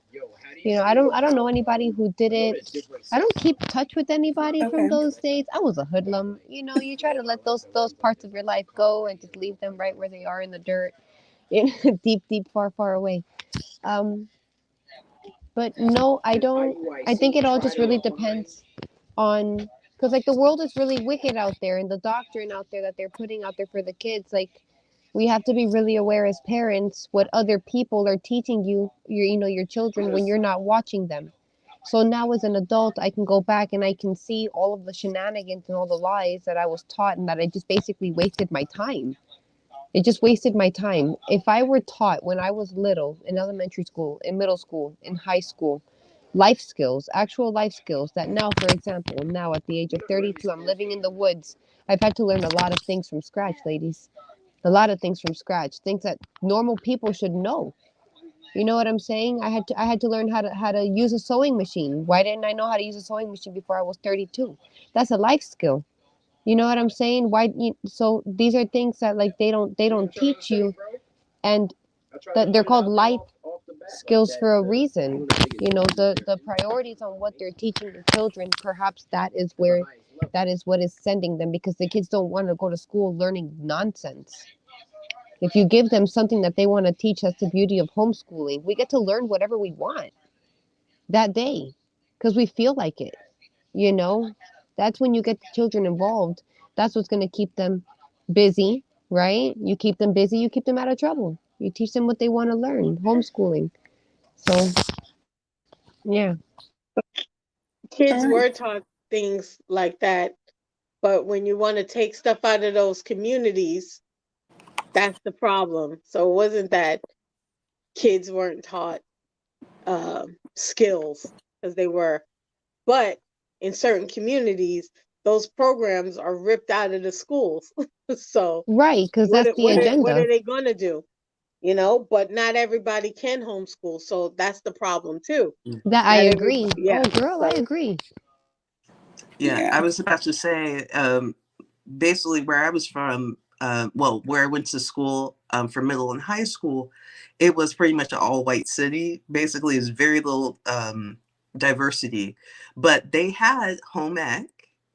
They called it life skills, and I learned how to use a sewing machine. We learned how to cook and um, talked about budgets and things like that. And I was thinking, because I knew I had family in other parts of the country, if they lived in poorer areas, they didn't have those classes. Like that was not there. And I realized like how great that is, because at least I know how to like sew up a hem or basically those living skills that we're supposed to know. At least I had that. But unfortunately, yeah, that's being ripped out of schools. See, my thing is, I had that in high school, but like I forgot how to use a sewing machine because it was in high school. So I think like those classes should be like embedded in universities and college instead of me like taking beginner's algebra, or like I had to take a quantitative and math reasoning. I don't use math that much for like my job. So I'm saying like something like the class was called Family and Consumer Science in high school. So like a class like that teaches you how to cook, budget classes, how to sew. I think that those should be the fundamentals that you have to get in universities instead of like a math and science that you're probably not going to use.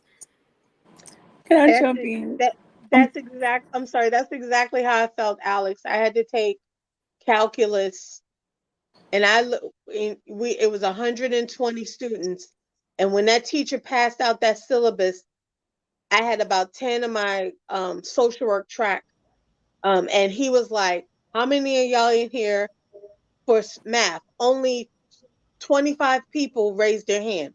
He said, "Everyone else pass your syllabus back." He asked us what our majors were.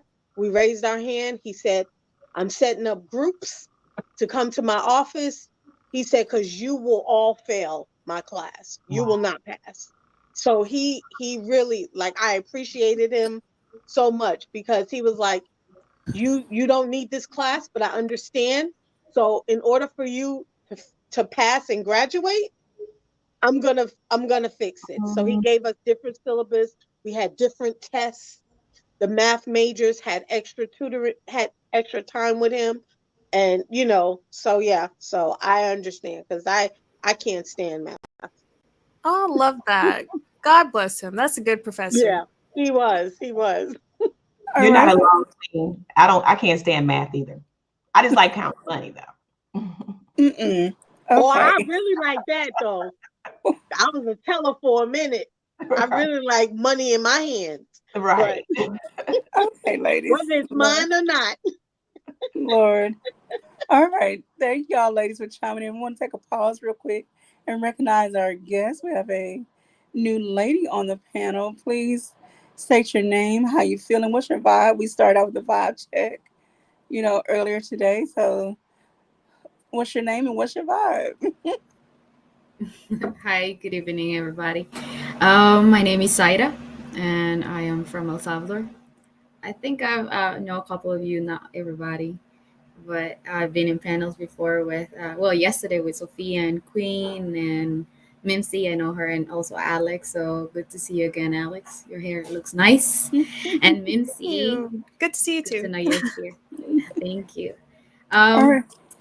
I've been, I'm here just joining to learn from you because, a lot of the things that you're sharing probably is not my reality in El Salvador, but I'm also willing to share some of the reality here as well. I heard Mimsy, and I saw her with her sewing machine, and my mom used to do that for a living here when she was in El Salvador. So I meant to ask her, but I just didn't do it. But I'm here, to have fun, to learn, to share, and also I have some interesting questions for you later on. All right. Well, thank you. And look, all opinions are welcomed and valid in this space. This is a ladies' night space. None of that. No apologies. No disclaimers here, ladies. We said what we said. If it's not about you, it's not about you. And that's that.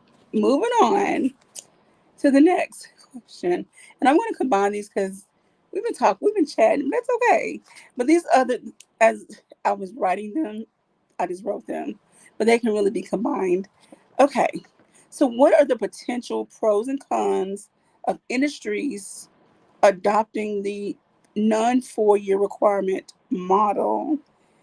And can this approach be cost effective to the companies? What could potentially be the economic impact? Um, then I have another question. Even yeah, go ahead. So we're gonna go ahead and tackle that. Saida, is that how you pronounce it?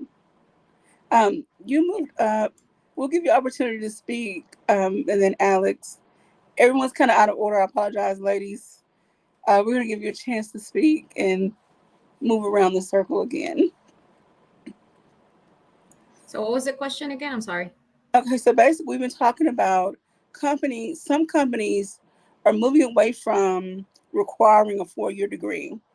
So with that model in mind, um, what are some potential pros and cons? And then what could be, is it cost effective?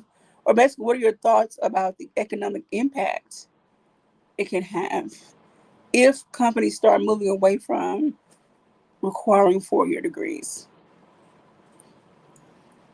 Um, I think that also happens in El Salvador. It's not so just in the U.S. because Okay. a lot of companies here also require for you to have some experience when you're only 20 years old, and they are asking for 5 years of experience. So it's absurd, stupid sometimes for when when they ask those things. But I have to say that I work with human resources, so I know like some of the questions they ask are kind of tricky. So sometimes they ask experience not to, and I'm saying it from the human resources experience where I'm at right now. They ask for experience, not expecting you to have experience, but just to how confident you are from the knowledge that you have from what they are requiring, and how confident you feel to say, I don't have the experience, but I can do it. So sometimes HR also does that for some reason because you might not have the experience, but you're confident enough that you have the knowledge. So if the company is, oriented to that, then you're good because if you know what you know, even though you don't have the experience, but you do have, the abilities or skills, then you're okay. Now, if they in fact are asking for the experience or the title, that complicates things for them because they're kind of narrowing the search, and it becomes more complicated for them to hire someone. So they kind of have to run tests to see that the person in fact has those skills that they are requiring. Because a title, you can have a title not be able to do what they're asking for. So I think it depends on what the company wants. Now, will that affect them some way somehow? I would say it just make things harder for them to hire someone that is qualified. Depending on what they're looking for. Will that affect the economy? I think it's been like that. This is not new. It's been like that for years. It's just that more, like uh exposed, or like people is able to see it or notice nowadays. But it's been like that. That's my opinion. Thank you so much, Miss Alex. Okay, I'm sorry. So it was what would be the pros and cons of a company ditching the 4 year degree requirement? Is that Yes. so? Oh, sorry. No, go ahead. And how it affects the economy.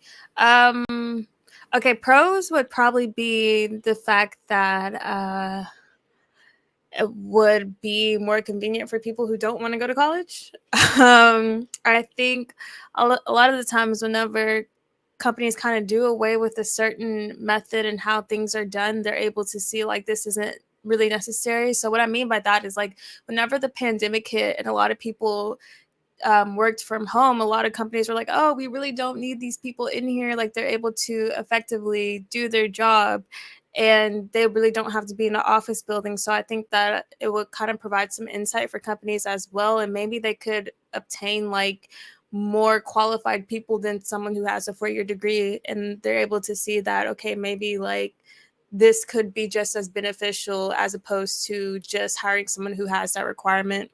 Cons, let me think. I don't know, maybe it could discourage people of going to school. Like Queen was saying, I do think there is, like, even though it's not necessary for you to get a four-year degree with some companies, she still got a lot of skills and how to handle certain situations out of it. So I do think that there are some skill assets that could be missed, as opposed to just hiring a lot of people that don't have a four-year degree. Because I do think there are some benefits and some skill sets that you can learn going to a university or going to a trade school or a 2-year institution. I do think there are some benefits.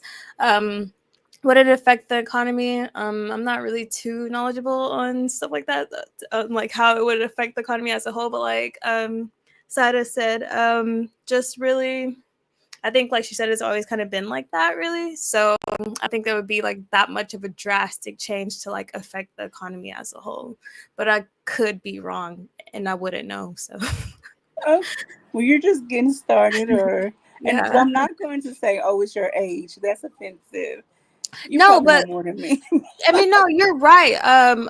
Age does kind of have a lot to do with it. Of course, you can like educate yourself on it, but like I don't think in my free time I'm gonna look up like how the economy is gonna be affected. Maybe I should, but that's just not really what I want to do as a I 22-year-old. So yeah. Yes, ma'am. I understand. I totally understand, Miss Dee. All right. So I want to reiterate that with the 4-year degree requirement being dropped, it doesn't mean that they're not looking for people with an education. So it's not simply just you're out of high school and then that's it.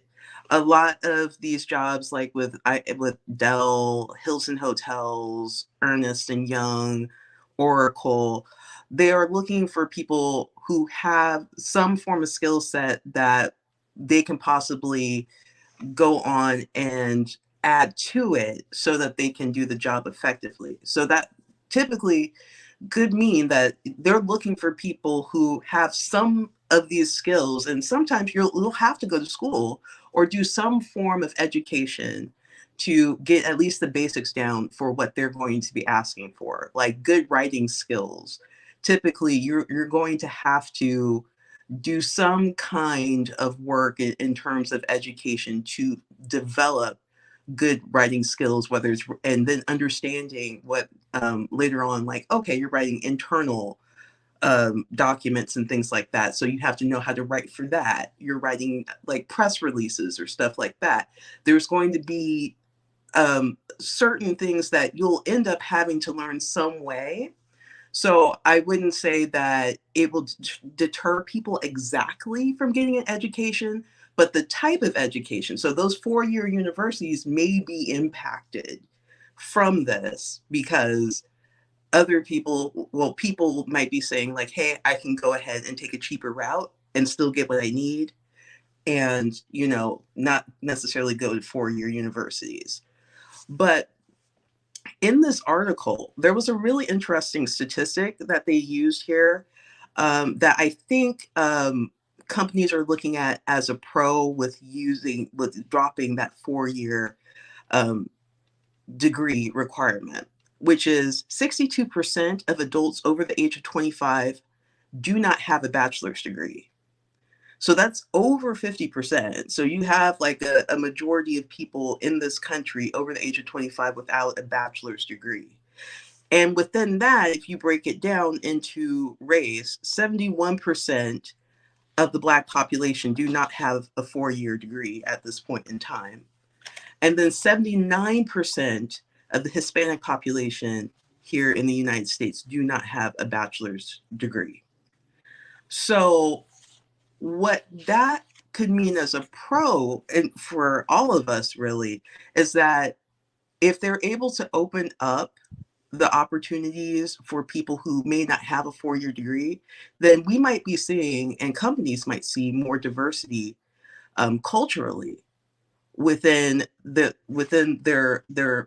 working environment, which helps with preventing groupthink, which helps with bringing more innovation because we're getting more people coming in and possibly contributing to bolster, the outcome and products of what these companies are creating. And that's a win-win for us out here in this world, because we definitely want to see more diversity within companies here, tech companies, wherever, let's go ahead and have that diversity in there.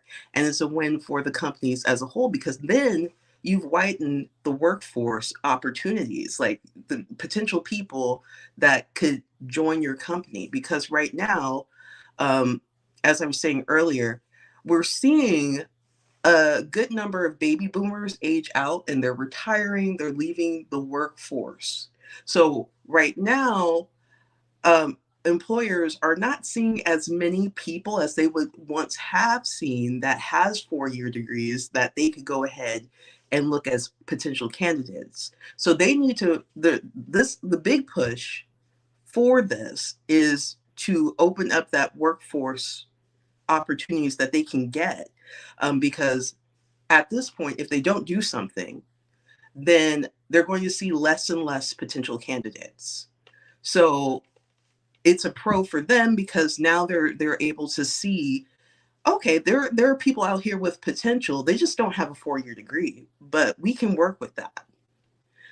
A con, I mean, it depends on how they market these positions, because if they do it in a way where it's too vague, like, oh, well, we just need, a good communicator, someone who is, who can do multitasking well, and not really specify, like, hey, we need someone that is good at writing, has a good basis on writing or whatnot, and like really specifying what they really need, they might end up with people that don't really fit. So it really depends on, I think, as a con, if they're going to invest in people for education, for courses and things like that, and put money into them, they just have to be really careful with how they market these positions, so that they're getting the right people in that's going to stay with them, and not just get the education and then bounce. So there's going to have to be a good work environment and incentive to stay. So it could be a con if they don't really work on that, if they're just like looking at, okay, well, we have a candidate here, let's put money into them, but yet that environment is not conducive to them wanting to stay, whether it be like, hey, there might be issues with people with the lack of diversity training. So let's say you do have a more diverse potential candidates pool, right? And you're investing into them. But once they start the job and they realize, like, wait, we're having a lot of issues here, and maybe that's because there's not as much diversity training. Maybe there's things that are going on with pay and whatnot. They have to really work on making sure that that environment's good, so that way they can make sure that those candidates that then graduate those courses stay, and they're not losing money by offering these courses. So that could be a con for a company if they don't do it right. Alrighty, thank you. Everybody's moved out of order because we've lost somebody. I apologize. We're gonna go Miss Queen, Miss Sunny, Miss M3. Well, shoot. Okay, Queen, Sunny, Mrs. M3, and then Saida. Or Saida, you went first. You already answered this question. Okay, Miss Mimsy and Miss Yada. Okay, please. I hope y'all know your places. Queen, Sunny, Mrs. M3, Mimsy, Mrs. Yada. Okay, let's go, ladies. What's the question? Sorry, step away. I need to know it too. I'm You're trying to make muted, this. Q. I'm trying to make this as compact as possible. Um, Pros and cons of industries adopting the non-4-year requirement model, and then what Oh, could, like, cost effectiveness, economic impact, anything else you would like to add? You feel would add to the discussion of those questions. um, Well, I'm going to say in my industry, it will lose a lot of seasoned employees. Like I said, don't nobody want to work with high school students. I ain't doing it. Um, so yeah. So I think the impact of the quality of work in my industry can be severely affected because the type of clients I deal with, um, maturity has to be number one, and boundaries, um, understanding your role. And I currently I work with um, two 23-year-olds, and the boundaries are off the hook. How they act with the clients, off the hook, off the damn hook. And the older clients do not respect them. The younger clients, they talk about smoking, they talk about getting drunk with the clients, and it's utterly disgusting. So when those same clients come to me, I said, "Look, I'm not your friend. Don't come in here with that. Show me some respect, and don't come in here smelling like you just came from you know what kind of bush." So don't do it to me. Don't do it. So, I think the quality of the work, it can be severely affected. And I feel like some when I look at the company I work for, I can say that, or have worked for, sometimes people get desperate and they just need to fill a position. And what they don't realize is that the clientele you serve will suffer because of the type of people you're filling the position with. So I say in some industries it could be a good thing. I think if this is the way the world is going, then some companies need to jump on board and offer different programs in the high school, and offer, after school program, offer, the kids that do well in school, they can leave, a period or two early and come do an internship at the company to learn, to shadow. So if this is where it's going, then you would think that, and some companies do that. Some companies do offer internships. So, I think there needs to be a better pipeline with the guidance counselors at the high schools, with different collaborations with different companies as well. So, but it's not. I don't think it's necessarily cost effective, because if your company is dependent on grants and contracts, and you got some little immature little, you know, little snothead nose little kids, you gonna lose some money. So, I think it all depends. So I'm speaking in my lens, my work, and I think it would crumble. All It right, would then. it would be hurtful. Thank you, Sunny. Uh, And then Mrs. M3. Unfortunately, Queen is right when it comes. Not unfortunately, but it happens everywhere when you talk about um, uh, young adults, because it's just not happening in your industry. It happens in a lot of the other industries as well. I come from the fashion industry, um, and I can tell you that the company that I worked for would hire 19-year-olds and 20-year-olds that had no social skills whatsoever. And yeah, so it was hard for me to work with them as well, to be honest with you. So I 100% agree with what you're saying, to the point that I was thankful for cousin 19, because I didn't want to go back to work. So because I didn't want to have to deal with the immaturity level of, you know, the people that they were hiring, because they were desperate, So I get it. exactly what she's saying. So when I say unfortunately, that's what's happening all around society, right? In all kinds of jobs. Um, as far as it affecting the economy, was that the question? Um, I don't know. I don't, because I believe they'll keep hiring people. It'll be a, what's the door, a swinging door? Constant, you know. So these big companies, these big corporations, we're just numbers to them in reality. And they're just trying to fill spots.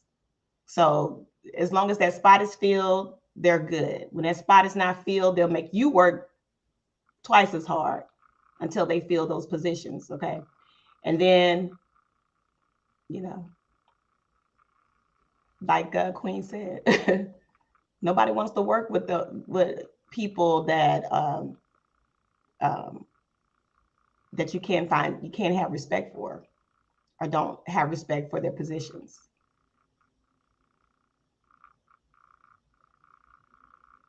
Okay. Mrs. M3, I'm sorry, I'm trying to keep myself on mute because I'm taking medication, having a hot moment. So. No worries. 4-year college. So ironically, while I was in college, I was working for my brother, and I remember that the specific job that we did, I was like not really his apprentice, but more like a secretary. But we would book company employees who were either IBM, Dell, Hewlett Packard, etc., who needed the skills that were new to the market, as far as PowerPoint back then in the 90s, PowerPoint, Excel, Access, ACCESS, and C++. So basically, what nowadays we would consider coding, they were just learning the basics, right? They were learning the basics of C++ and Access and how to build websites. And the companies would send them to the institution that my brother worked for, that I was the secretary for while I was in college. And I remember just the understanding that once they had that skill, they didn't have to stay at that job. Like they had a contract that said, at least give us a year. But once they had that skill, they were marketable for any job that required those, and at the beginning of it, at the crust of it, everybody wanted someone that had that training. If you know how to do Access, if you know how to design websites, you could be your own boss, you could have your own, so they wrote it into the contract that the employees had to at least stay for a year. And I remember just thinking about the fact that if that one little portion wasn't in there, how much money they would have lost on employees. Like, because they would come as like whatever team they were on, IBM, you're working on this solution or this, that. Your whole team is going to come to, it was New Horizon, going to come to New Horizon, get the training, and then bring it back to, to the job and get started on it. Or now that you have the training, you can train others that are at the job how to do these things. And so I just remember thinking, well, that's really, a lot of faith that they put in their employee not to walk off, So I think, for sure it's important, but I think also because there's so many programs like, for example, that one, it still exists in various forms. People can get the training that they need without going to a 4-year. And if they have the skill and the company really needs them, they'll pay for them to go to school and get the 4-year degree that's required while they're on the job. So I still feel like, and I'm a teacher, and I agree. Queen was saying, let them do an apprenticeship. There's so many seniors that are like, I have all my credits. I just want to work now. Come to school one period out of the day, 2 periods out of the day. And the rest of the time I need to go and I need to make money because I'm planning to go to college or whatever it is they're planning to do with the money. But they're just like, they've got senioritis and they're ready to fly. They're ready to get done, and start building their, experience. Because that's what, the colleges that they're going into are looking for, is the experience. And that's a lot of them, like how well-rounded are you? Are you not just an academic base? Great. You're coming from a school with all 4.0s. What's going to differentiate you from the other people?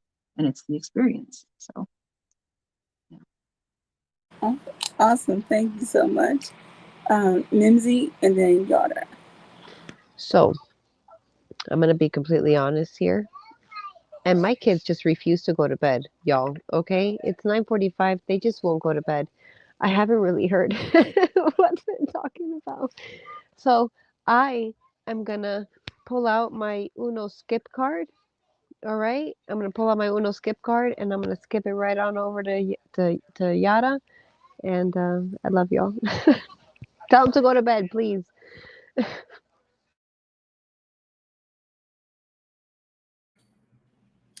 Okay, what do I think? The pros is that there is a lot of talent out there. I'm not going to talk about the tech industry because that is like kind of like the most popular one. I would say it in the dental field.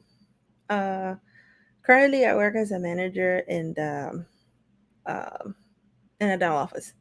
So, what I have seen is the difference is that a lot of people are benefiting from not going to college.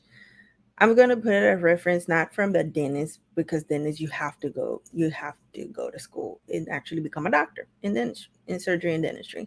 But if you need to be a hygienist, anything but below that, being a dentist, you'll not necessarily have to go to school for it. Like there is, I have seen a comparison that is a slap in the face compared to a few hygienists that went to had a bachelor's basically in biology, and then they went to dental school, and they are very proud of it, and I don't take them from them. But there's another ones that actually went to a program and went for a year and a half and learned the skills to actually do the job, and they're getting the pay the same because the skills are there and the pay grade is not changing just because one has the 4 year degree and the other one doesn't. So for the ones that actually went that extra route and went to school, they feel like it's a slap in the face for the ones that actually completed a program and are looked down upon, even though they have the same skills to do the same job. And So, less debt. and less debt. So, and I see it like everywhere. Like, I necessarily did not go to school to actually become a manager. I worked my way, my way up to it. Like I started as the front desk. Me being a lab tech technician just got me a conversational point in my interview to get in, but not necessarily it was a detriment to actually me go in. It's just me it was much easier because I knew dentistry.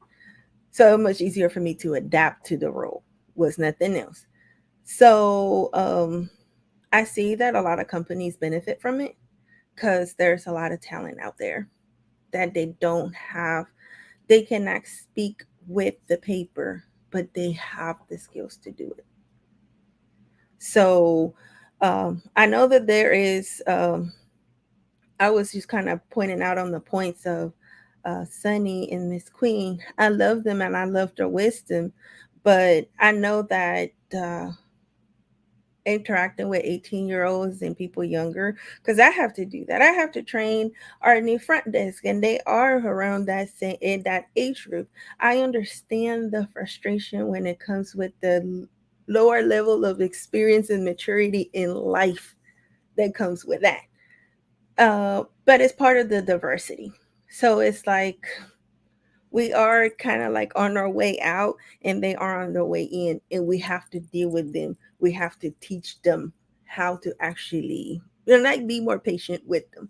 I i understand because I feel like I want to pull my eyebrows sometimes. But Yeah. I come with that at the same time. I see it with a compassionate eyes, that because they have not lived as much, that's why they act the way they act. So I'm extra patient with them and teach them the ways that it properly needs to be done. So you leave a legacy, you leave a little part of you on those little those little people there, No, even I though you totally don't want to deal with them, agree. because I I, don't. I agree with you, and that's why I was glad that cousin 19 happened, so I didn't have to go back to work. Oh no, we need a mental break. It's true. We need a mental health break. We've been dealing with some shenanigans of young people. But at the same time, we have we are put in those mentorship positions. We just have to. So, I agree. I'm just joking. I know, part of the economy, I feel like it will help a little bit more because a lot of people are not, it will kind of like the, um, step up more on like here in US, we pretty much don't have no middle class. If that gateway there is lift, a lot of people have the more opportunities to actually reinvest back in society. Because honestly, we don't have it. Things, inflations are going up and stuff. We are kind of like hitting that ceiling that as much as we want to give back to society, we just can't because we surviving. So I feel like it does have a better impact, but we will see. All right. Well, thank you very much, ladies. Those are all the questions because the last question, you have actually touched on it in your own shape, form, and fashion. But Miss Saida had something she wanted to ask the panel. So I'm going to give her the floor at this moment, and then we'll come back in for a wrap up, and each lady will have 2 minutes to share any final thoughts and whatever else you would like to say, good, bad, and different. Miss Saida. Hey, thank you. So the questions I had are random questions, interesting and deep questions for females, pretty much. Is nothing related to the topic, but I have to say I am glad to hear your opinion, Yareta. I don't know how to pronounce it. Sorry, Yareta is fine. All right, so I work with, I could say, multi generational classes, and I have to say, one of the most difficult thing is to teach a grown person something that is related with technology. Some people don't know how to copy paste. Some people don't know the difference between a tab and a window. Oh Lord, that's a pain in the neck. So I love to have young people in my classes because they pick up real quick, and that's what I need. Because I am on the clock, I have an agenda to follow. I cannot, hey, you need to download this app, you need to install this, follow these steps, and then I have someone saying, I don't know how to open that. How did you get there? Whew. And then you got to stop the entire thing. 30 minutes later, they still don't get it. So there is the, benefits and like pros and cons, like everything. But I love what she said because at some point we have to put ourselves like, hey, we were there one day, and if you are a good leader, you have to mentor these people, just like you said, they are your legacy, they are your reflection, and at the end of the day, the more knowledge you share with them, the least you're gonna have to do because they make your job easier. You just delegate stuff, so it's just work smarter, not harder, right? Because you're not there to do this, do that, do that. That's just the boss. But being a good leader is also developing who's replacing you, and that's going to be your reflection. And that person's going to say, oh, Saida or Jaira or Alex or, anyone here is the person that taught me all of this. And I'm here because of X person. So I really love that. I have to say, yes, it's pros and cons, but I prefer to work with youngers. Is it okay if I ask some of the questions, or you prefer to share your wrap ups? The questions No, is go fine. ahead. I'm giving you some space. All right, it's some random questions, deep questions, maybe, possibly. If you don't want to answer the question, you can say skip or next. Oh, I answer another question. Um, and I also have to say that whatever you answer, we're not judging. This is your space. Nobody should how can I put it, question your answer. I'm sorry, question your answer. Like, why are you answering that? Well, that's your answer. I hate when people questions my answers, because it's like, are you asking me or are you asking yourself this question? So each individual has their own way of answering, and they're based on their reality. So if I'm asking you a question, is I want to hear your answer, short, long, deep answer, whatever. And nobody's questioning why are you answering the way you're answering, okay?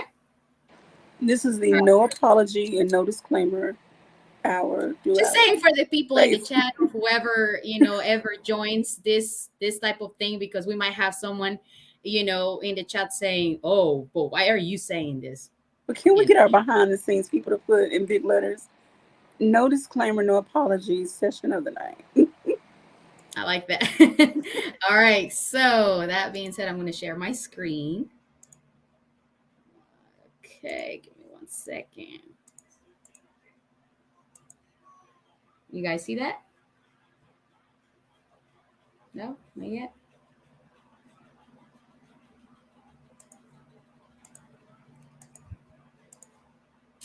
Hold on.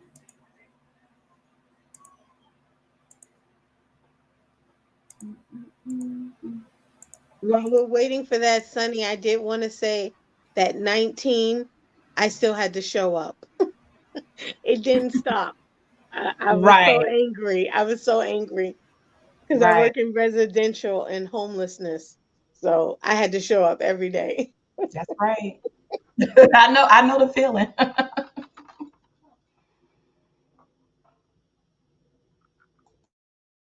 All right. So this is the wheel of pressure and questions. So I'm going to spin the wheel, and we're going to have one question each. It's random questions. So the question that Mimsy will get is not the same question that Alex will get, and so on. So it's different questions per person. But if you think that that's an interesting question and you will want to share your answer, that's also okay. Okay. All right, cool. So here we go.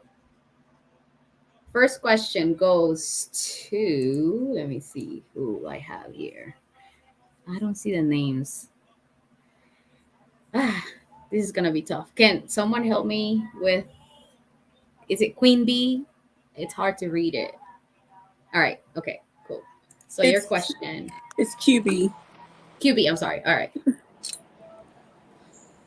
What's the So question? I'm sorry. yeah, it came up there. It's just that I have to manipulate both of the screens, so I'm Okay. spinning the wheel again. All right. So someone will have to give the order of the questions while I just manipulate this. What's on your top of your bucket list right now? Well, not to sound vain, but Whatever I you want want.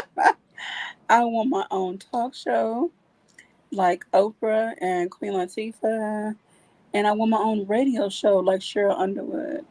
I want QB or Bila J, Quabila Q, Queen B to be a global name, but a global name that makes an impact. I don't want to be famous just because. I want to be able to make an impact, share those human interest stories. I want to be the person everyone calls because they know I'm going to give them a fair interview. They know that I'm going to treat them with respect and kindness. And I'm going to make them feel like my cousin, no matter who they are. And we're just going to have a really great conversation. Um, and then I also want to make enough money where I can start programs. Young girls, 18 and under, well, actually 25 and under, are like my heart. And so I want to be able to fund programs um, that help these young ladies. I have a degree, well, I have several degrees, but then I have a nail tech license. I love to sew, self taught. I want to be able to create opportunities and spaces in each of those areas of my interests, and then put people in a position to manage and lead and supervise. But I'm just the silent behind the scenes funder. Of course, I'll make an appearance here and there, but I don't want to be about me. I want to be about the babies. So, and All right. that's just one thing. So, All right. Good. All right. I like the answer. Good. I'm going to spin the wheel, and the next person will be Mimsy.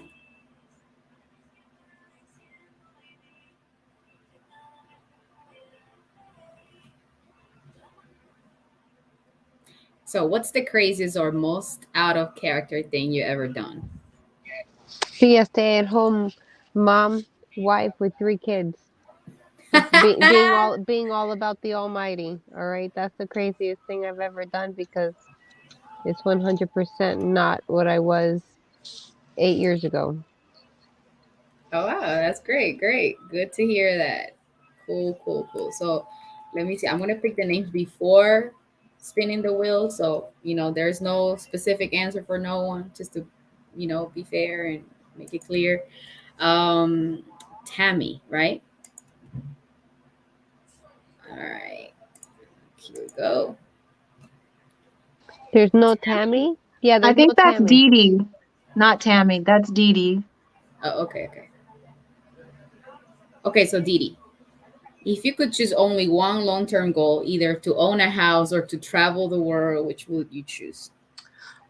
Ooh. Oh, geez. Okay. If I could choose only one, geez, I'm on both.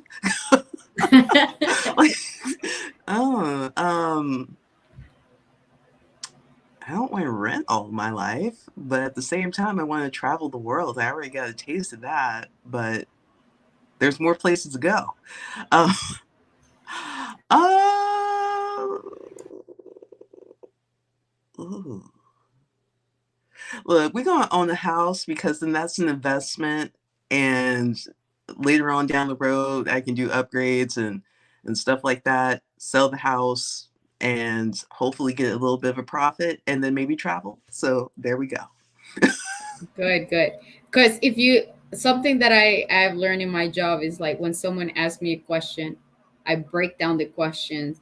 Like, so let me put it this way. It says if you could choose only one long term goal. Hmm. Okay, so you're going to own a house, but it never says you will never be able to travel. So Yeah, it's just that, that goal is and the priority is, but that doesn't mean that you will never be able to travel. yeah, So that's the way I always put it in my head. Good Good, way to yeah. good. think of it. Yeah. All right. So next is Alex.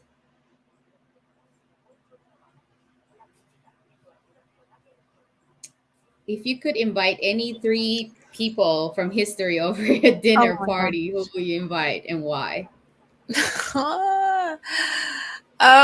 Alive? Like, can it be like alive still? It could be alive or dead. It could anything. Okay. Oh, this is so hard. Stop. I hate these type of questions because I lose every train of thought. Like every person that I like, because like, okay, uh, Michael Jackson. All right, that's I good. I love will also Michael have him on my dinner. Jackson. Michael Jackson. Shoot, freak. Um, someone that could probably like, I don't know, someone insightful that could teach me something to learn about the future, something to avoid. So whoever they may be, I don't know, Gandhi or something.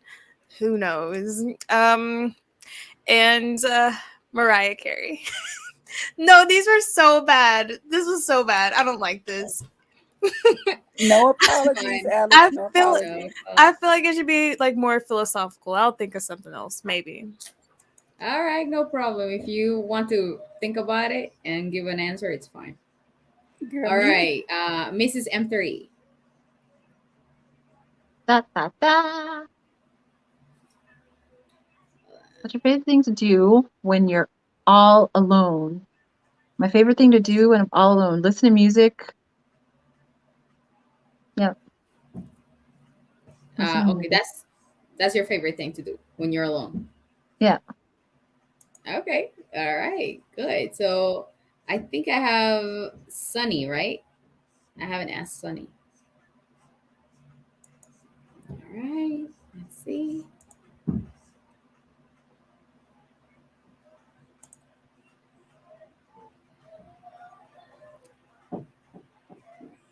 If you could have any talent in the world, what would it be? Be an artist, draw. Okay, drawing. All Draw. right. paint, Do, drawing. do you do that now? No, Or like, no? I can't draw at all. I play the guitar, just be an artist. Be something. My father was an artist. My father was a musician.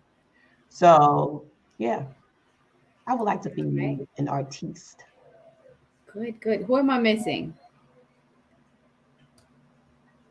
We have Edith. Yara. Yeah. Queen.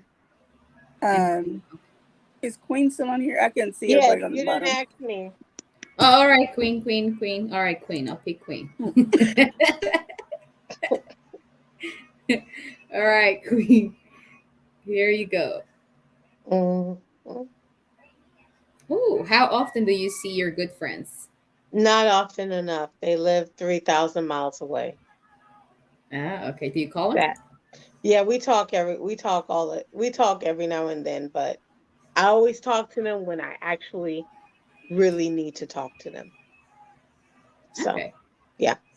I don't Good. see them often enough. Sad.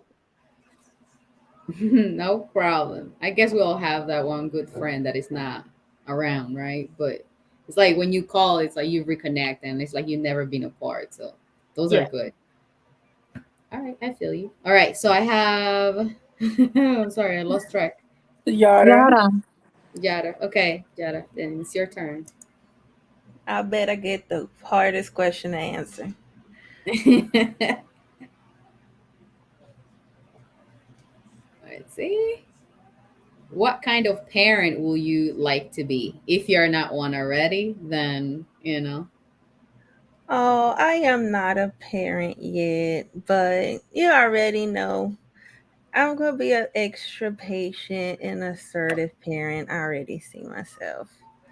That's how it's already spewing out of me. It's I'm that patient and assertive. That's it. Like I will be strict when I need to, but I will always see it with the eyes of empathy. So That's a yeah, good parent. That's a wonderful parent. all thanks. right. Cool, cool. Who am I missing? Am I missing someone? You're missing you. I'm missing Yeah, myself. and Miss Oh, all Socha, right. but I think she left. Sophia Sharif. All I'll right. also have my historical figures. All right. Dope. So It's okay, this is my Alex. No, this because Gandhi was a racist, so take him out. Yeah, no. Oh, wow, he was? Yeah. Oh, Or so I wow. heard. All you gotta do is say accuse someone of being racist. I'm like out. I don't care. so I'll answer this one and then you could provide yours, okay, Alex? So what gives me the most adrenaline? Wow, that's interesting. Hey, I like to work out. I enjoy it, but I have to say playing ping pong gets me like you know, like so hyper euphoric and I don't know all those feelings because I am a very competitive person and the sport is like really fast, so you have to move fast. And I think that I would say that one that I have experienced so far. But yeah, ping pong, playing ping pong. All right, Alex, it's your turn. Okay. So keeping Michael Jackson, replacing Gandhi, like whatever, for Nelson Mandela. Okay. And then Diane Carroll would be my third person because I'm really into acting and she broke a lot of stereotypes and a lot of grounds. So yeah, all you had to do is just give me some time, came up with something better. That's great. That's fine. No pressure, even though it's called the wheel of pressure. Right, that's So ironic. no problem. All right. So one more question. Do you guys have time for one more question each? All right, cool. Spin the wheel for QB, right? Bum, bum, bum, bum. Get it. Go to the fence. What are the three principles you will want to pass along to your children? That's such a good Okay. one. Okay. Um, be kind on purpose, even when no one is watching. do the right thing when no one is watching, you know? So, like, even when no one is watching, do what's kind and courteous and the right thing. So that's one. My slogan, be intentional. Y'all can't see that. Be intentional, meaning do everything with a purpose, on purpose. When you are intentional, that means you put thought into it before you just did it. And so it's going to mean something to you and the receivers of whatever it is that you're doing or giving. Um, Three, live life to its fullest because tomorrow is not promised. Um, Live life to the best of your abilities to its fullest. I'll say that with that. Sorry, no disclaimer, but to the best of your abilities to the fullest, because we all know that we all face different opportunities in life.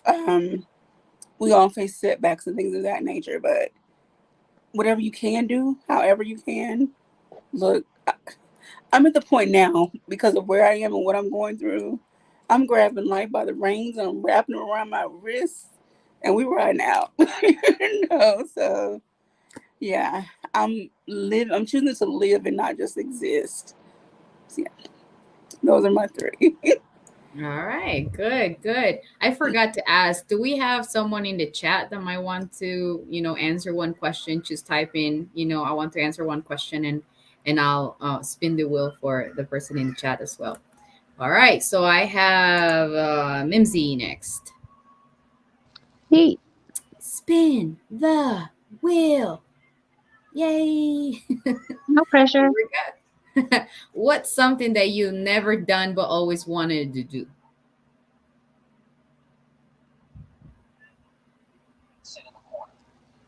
Mm, probably travel. Travel. Okay. Yeah. Start with local trips. That helps to Oh, we open up do. your mind up. We do. I live in a small town, and my small town becomes a really big tourist time during the summer. We do a lot of hiking, and we have natural rivers and springs, and it's really cool. Hey, yo, all glory to the Most High. And then also find what are like the cheapest country if you want to expand, like to like overseas. There's a lot of countries that are like cheap to travel, so consider that. Well, yeah, but we're a family of five. Yeah, That's no, I understand that. It's difficult. I'm pretty sure it is. Yep. All right. Good. Good. M3 said that he wanted to. Oh, acknowledging relationships. I'm sorry. So spin the wheel for Mr. Knowledge and Relationships in the chat. Which these questions are more oriented to females. Who's been the biggest influence in your life and decisions? Knowledge and relationship. While you answer that question, I will jump to the next person. It's Alex. Oh, that's so sweet. Yay. Ay, ay, ay. You got it. Good. So, Alex, this is for you. He said he's dad. Good. Good answer. I think my biggest inspiration has been my grandpa. I love my grandma. Don't get me wrong. She's like as a female, but my grandpa taught me so many things. Wow. All right, Alex. Would you like to have kids one day? That's a really good question because that's actually something I've been like thinking about. I don't know. I really don't know. I mean, at first I was leaning towards like no, but I see how capable I am of like loving my significant other. And I think that I could love him so much that like I would be like, okay, I would want to make him a dad, like have my kids specifically with him. But like me just on my own, no. I'm just not really rocking with them. They're like way too much for me personally. And I think I'm a really like indecisive person. They're just a little too permanent, you know? I think that's the scariest thing. Like they're there forever. You can't just be like, okay, want to go here. Like, you got to take them along, and that's kind of a damper. So, Can I say something about it? Yeah, please provide me some insight. All right, so I am a single mother, and you always hear that, oh, life becomes harder and whatever, whatever. I'm not gonna lie to say life it's easier or becomes easier, or I'm not gonna say it goes harder. It's just a different life. It's just have meaning after it. Well, to me, as a mother that I am, I used to be like, oh, okay, if I want to get up, then I'll get up. If I want to eat, I'll eat. If not, then I don't. But now I don't feel like I have someone that I have to feed. I have a purpose. I have an engine inside me. I have a motivation inside me. You know, I could be making burgers, but I don't want to continue to make burgers all day because I want to be better for her and provide her, you know, provide more for my kid, you know. So it's not easier or harder, because I could say when they are newborns, it's easier because they just sleep and eat and And shit. cry. And yeah, but cry is their communication. That's their language. They cry See, because they're cold. and They that's where cry because we. Mm-mm. yeah. But okay, so when you say you're hungry, are you like, I'm hungry, I'm hungry, I'm hungry, I'm hungry, or you actually do something about it because you're hungry? I mean, I do something because I'm grown, but like I just can't Yeah. imagine like me, like a kid crying, and you have to find out like 4 ways as to why they're crying. That's a lot. It's Yo, really Okay, I so there is yo an overwhelming. Alex, instinct. There is one thing that is called instinct. So your that kicks in. So those things, and just to be brief, we could be talking about being a mother like all night. But what I wanted to say mainly is that even though you try to prepare yourself for that, you will never be prepared. Mm. Never.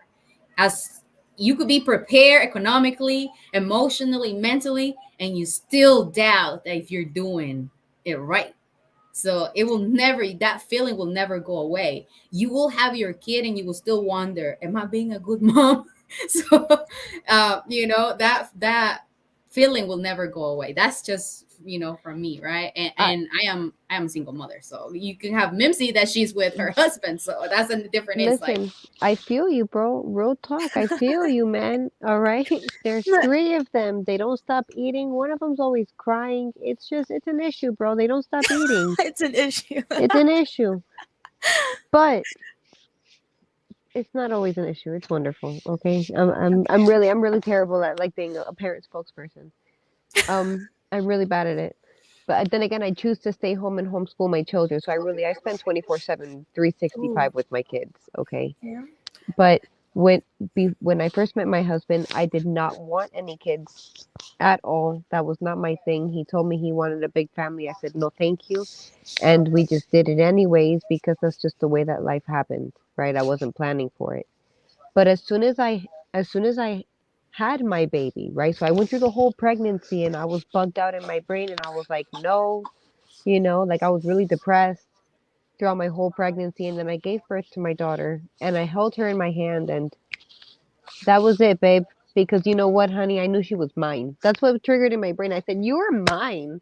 Aw. Like, and then that is what triggered that initial bonding, right? Which is something that a lot of moms will say that they experience it as soon as they see the positive test or whatever the story is. That didn't happen with me. I had a very difficult time. And then after my daughter, um, we chose to have another one. We actually shot for this one. We tried, and over a year, it didn't work out. And then boom, we had our sow, and then now we have a third one, and they're just going to keep on coming because it's in your mental Oh my and your gosh. mental, your emotions, your hormones, your existence, everything in your life changes and you basically level up to a whole new different person.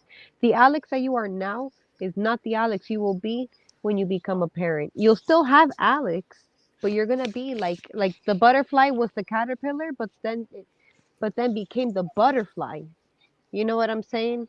But it still has all that hardships of the caterpillar because if it didn't, it couldn't be the fantastic butterfly it is today.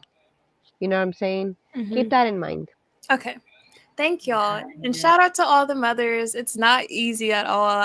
My mom is my biggest inspiration because just the things that she does, I would think I would never do them. But maybe I would if I slipped up and have a child. Who knows? But I'm not planning for it now.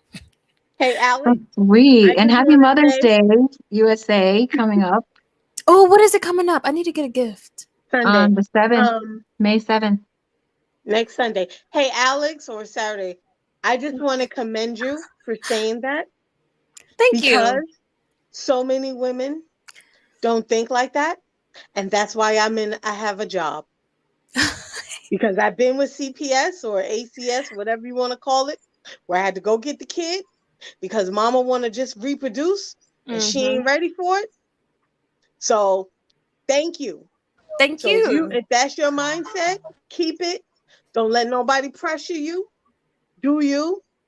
And that's it. If you're not ready or you don't want to bring another creation in this world, by all means, I applaud you Thank you. I Yes. because appreciate there that. are Yeah, we definitely. I will never be without a job because not very many women think like you. That's so sad. And that's a It is. plus. And Alex, I would like to add to that because me and Queen have a lot in common. I don't have any children, but I married my husband. We've been married for a year, but he has three. So he has two teenagers and a 7-year old. So with that, those are my love children. So I'm okay Mhm. with that. Nice. Yeah. Okay. But And we those children, you can return a little bit. You could be like, oh, or you living with them. oh no, yeah, we have custody, or he has custody. Oh, okay. Because I was about to say, but it's still that you will have for yourself, it will be a little bit of a mental break when they are out on vacation, like on summer Right, vacation, I'm assuming. absolutely. She's like, I need it. What is this you call a break? What is this? This is a foreign concept to me. Oh, I said a mental. It is a mental break if it's the fake site. She got into like you don't have kids personally, but you have basically you adopted children. So if you personally don't have kids, the bond is a different bond. And I said that a mental break is when they go on vacation, and I know that they have another parent that they Oh have no to no. share the custody. I was just kidding. I was just saying because like I don't ever actually get a break. I actually feel you on that question. You know what? I totally agree with that. Some women might not be prepared, and also I respect that some women also might not really want to ever become a mother, and that's okay. It is in our nature to be nurturers. So that's just simply your nature, and you won't be able to change that. And you probably don't want kids because you might be afraid of if you're gonna do the job right, or all these questions that you're asking yourself. But then you might want to get a plant or a pet because that's part of our nature, and you won't change that. You can't change that. You still want, and that's why we're always thinking like, is the person right? Are you okay? I'm going to feed you. I want to serve you. That comes naturally because that's part of us being nurturers. So even if you don't have kids, that nature you can't change. So I had a dog for 15 years. you see, you see. See, I and But just if that's you don't have big. pets, you're gonna put that nurturing into your spouse, your Yeah, significant other. spouse, plants. You want to.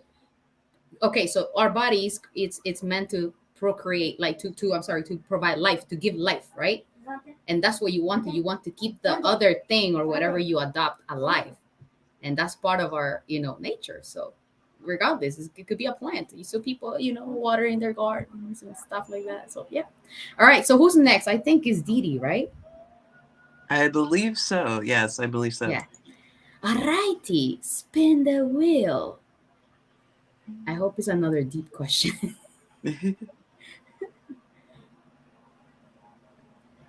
When you were little, what did you want to do when you grow up? I wanted to be an author, and I wanted to travel the world and do travel journalism and be a travel log writer as well. But I wanted to be an author. I wanted to go on adventures and write them down. So, yeah. All right, good. That's a great answer. And you did not follow that dream, or you think it's too Um, late now? No, because I did live abroad for a couple of years teaching English, and I'm just trying to figure out how to put that into words. I mean, that experience was so transformative for me. So it's not too late. It's just now, especially now, since I've been so reflective within these past few years, like really understanding now in my 30s um, what happened then and how that has changed me. Like that has really brought back that drive to like get it on paper and to just really share that, because that's an experience that more and more young people are doing, but they also are kind of looking at things a little bit in a way that's not as open, I'm noticing. So they're like, for instance, I see a lot of people, they'll do they'll teach like in Korea, which is what I did, but then they try to kind of compare Korea with like North America or something like that. And they kind of end up limiting their experience, because they're just like, well, this is so different. And this is not like it is, my home country. It's like, yes, it's a different culture, right? It's a different culture, different language, all of that. But if you open yourself up and say, you know what, I'm just going to, let's go through this. Let's go through the motions. Let's do a little bit of research before going. Then you realize like you end up making some really deep connections with people who live there, because you're so open to like trying their food, seeing their culture, like going to one thing that's really popular in South Korea is going to a lot of historic sites. And my co-teacher who's Korean, native Korean, she would take me on these trips just on her own, and she saw how interested I was in her culture, and we ended up bonding so closely because of that. And so that's something that I was like, you know what, that would be really great to write about. So hopefully for those who do want to go on something like this, they can kind of see how they can take away something from what I've been through, and maybe they can apply that to their own adventure.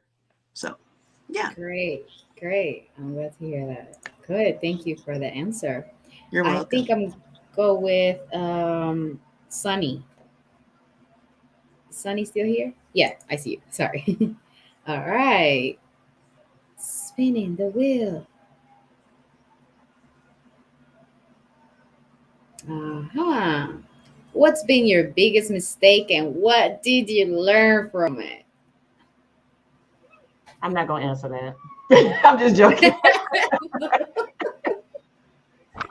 Let's see. What is my biggest mistake? Oh, whew. Let me think. Loving someone that didn't love me back. That was my biggest mistake. But there's part of the question that says, What did I what learn? did you learn from it? I learned to love myself and know that I am worthy of all things. Okay, that's what I learned, and that's how, when I understood that within me, then the universe sent me my husband. I'll put it like that. All right. Good, good. Great question and great answer. So, Queen, you're next.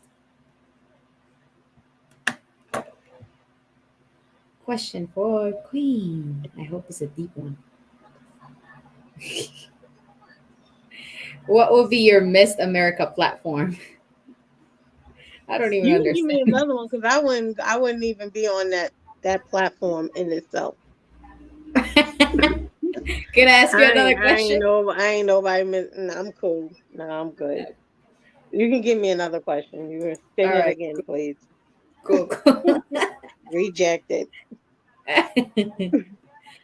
You're gonna get a good one then. I hope. What's the best gift you ever received? Um. hmm, That's hard.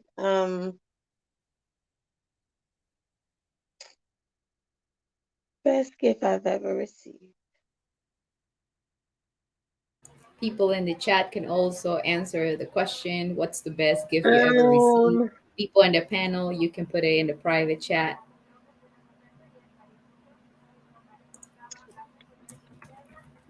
I want to say I was in the West Coast being emotional, and my mother called me from the East Coast and said, "Hey, why don't you just come on home early for the summer?" I said, "Why?" She said, "Well, you got to get here to find out." So when I got to the East Coast, I want to say the next day, like I wasn't even in the East Coast for like less than 24 hours. She had planned a vacation to the Bahamas for me and her for a week and a half. So that was the best gift.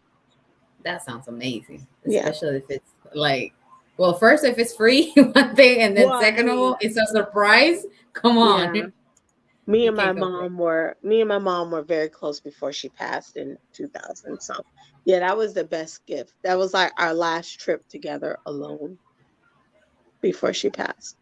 So yeah. Okay. That was great. Very And then thoughtful. I'm gonna say another one. Another couple, when I got engaged, they gave me my honeymoon to the Atlantis Resort in the Bahamas for a week and a half for free for being their nanny. So that was another best gift from someone who I knew. Yeah. Indeed. Indeed. Oh, yeah. So someone said they receive a grandma's ring that only is wear during the special occasions, but it's gonna be wearing for the graduations. So Yeah, good. it's me. Oh, yeah, Alice. And Yeah. then For me, it was my dog.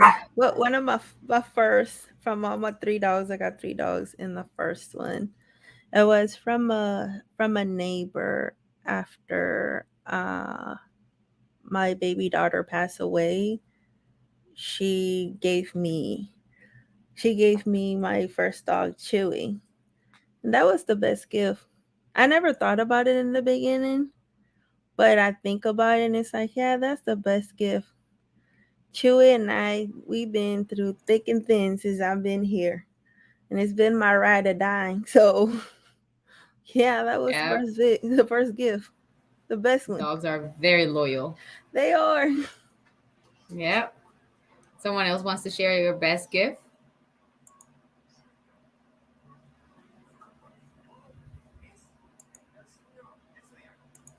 I have to say my best gift, it's my daughter, but I have to say something material.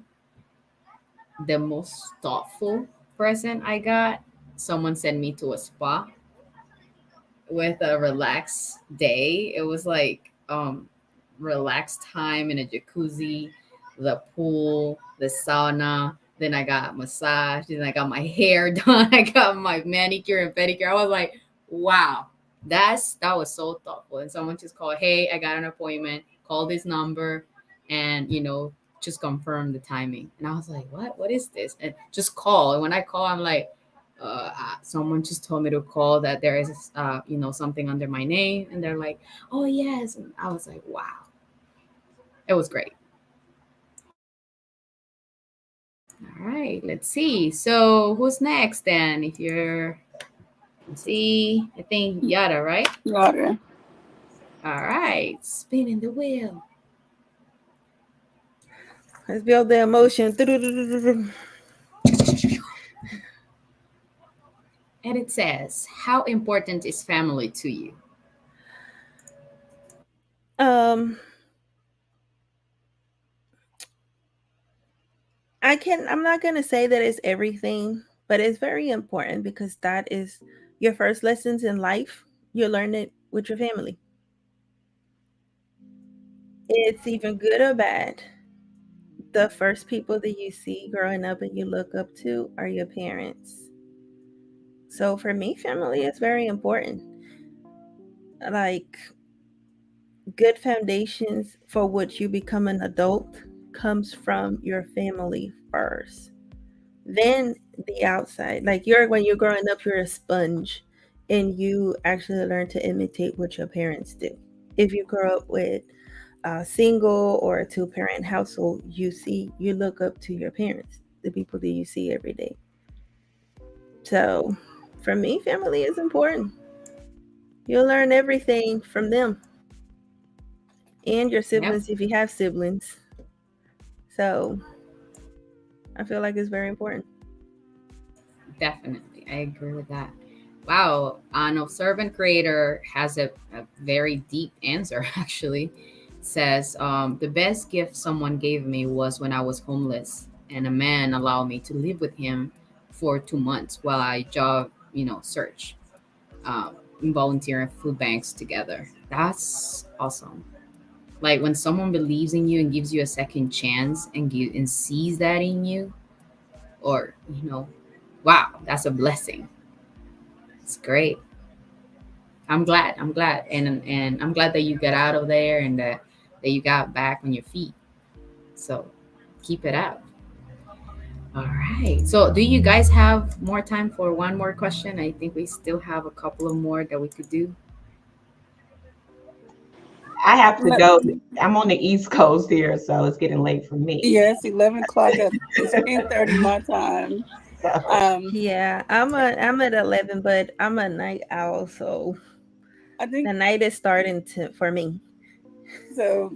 And we could pause on the questions for now, and next time around, incorporate some more time and less discussion for this fun, more laid back portion of the show, or maybe do that at the beginning as an icebreaker. So we can work that out for the next show.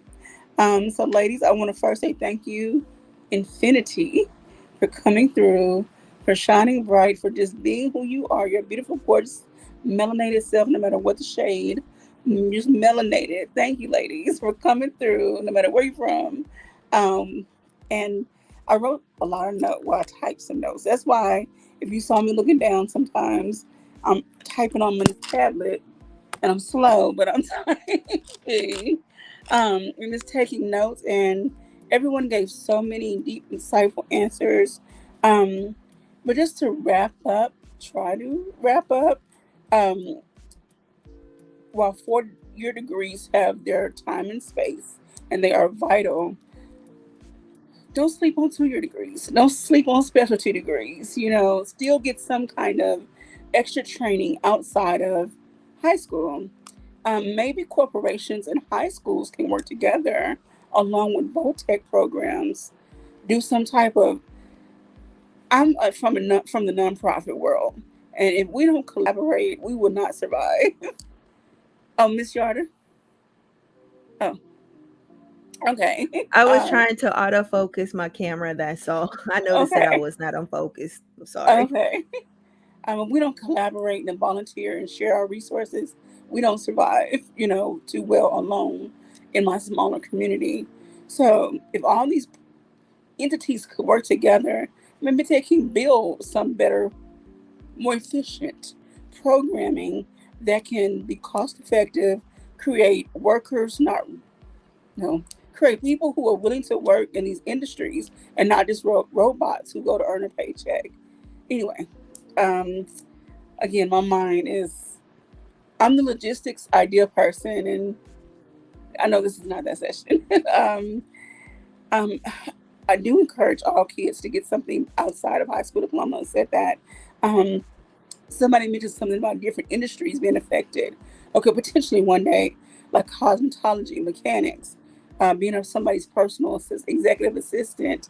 Um, since I went to cosmetology school, I advocate wholly for a cosmetology license because there are certain things you learn. Yes, there's um, YouTube University. However, it's different than being in a classroom setting and learning on a real person or a mannequin, and then hearing from an experienced instructor. So there's some give and take on that. But yes, I think those are some fuels that you don't need a lot, but you need a little, just for some of the for some of it. Um, Queen mentioned immature workers. Yes. So instead of kids coming straight out of high school, going into something, let's encourage them to get into some apprenticeship or some kind of program that includes life skills, personal and professional development, things of that nature. So they become a little more well-rounded before as they transition into higher age levels and higher positions and et cetera, et cetera. Um, okay, creating a mass movement. I'm all about what can one person do in their little space of the world that can make an impact on a global level. I'm originally I live in Jonesboro, even though I'm in North Little Rock right now for other reasons. So in Jonesboro, what can I do in my community? I live on what's called the North Side. And so if you ask anybody, every city has a side of town that's less desirable. I'm just going to say that. And so, what can we do in those areas? What impact can we begin to make? How can we connect, collaborate, et cetera, et cetera? Create that domino effect and start making small changes, like the drop in the ocean. One drop creates a ripple effect. Um, let's see. Looking into partnering again with those different ethnic communities. I understand this movement, and okay, I'm not opposed. Being a Black female in America is my life experience. While some people say um, it's okay to be a monolith, we're not a monolith at the same time. And so we're going to have to learn how to get along with people that live next door to us, across the street. We have to get along with our neighbors. I'm going to leave that alone, get off that soapbox. Okay.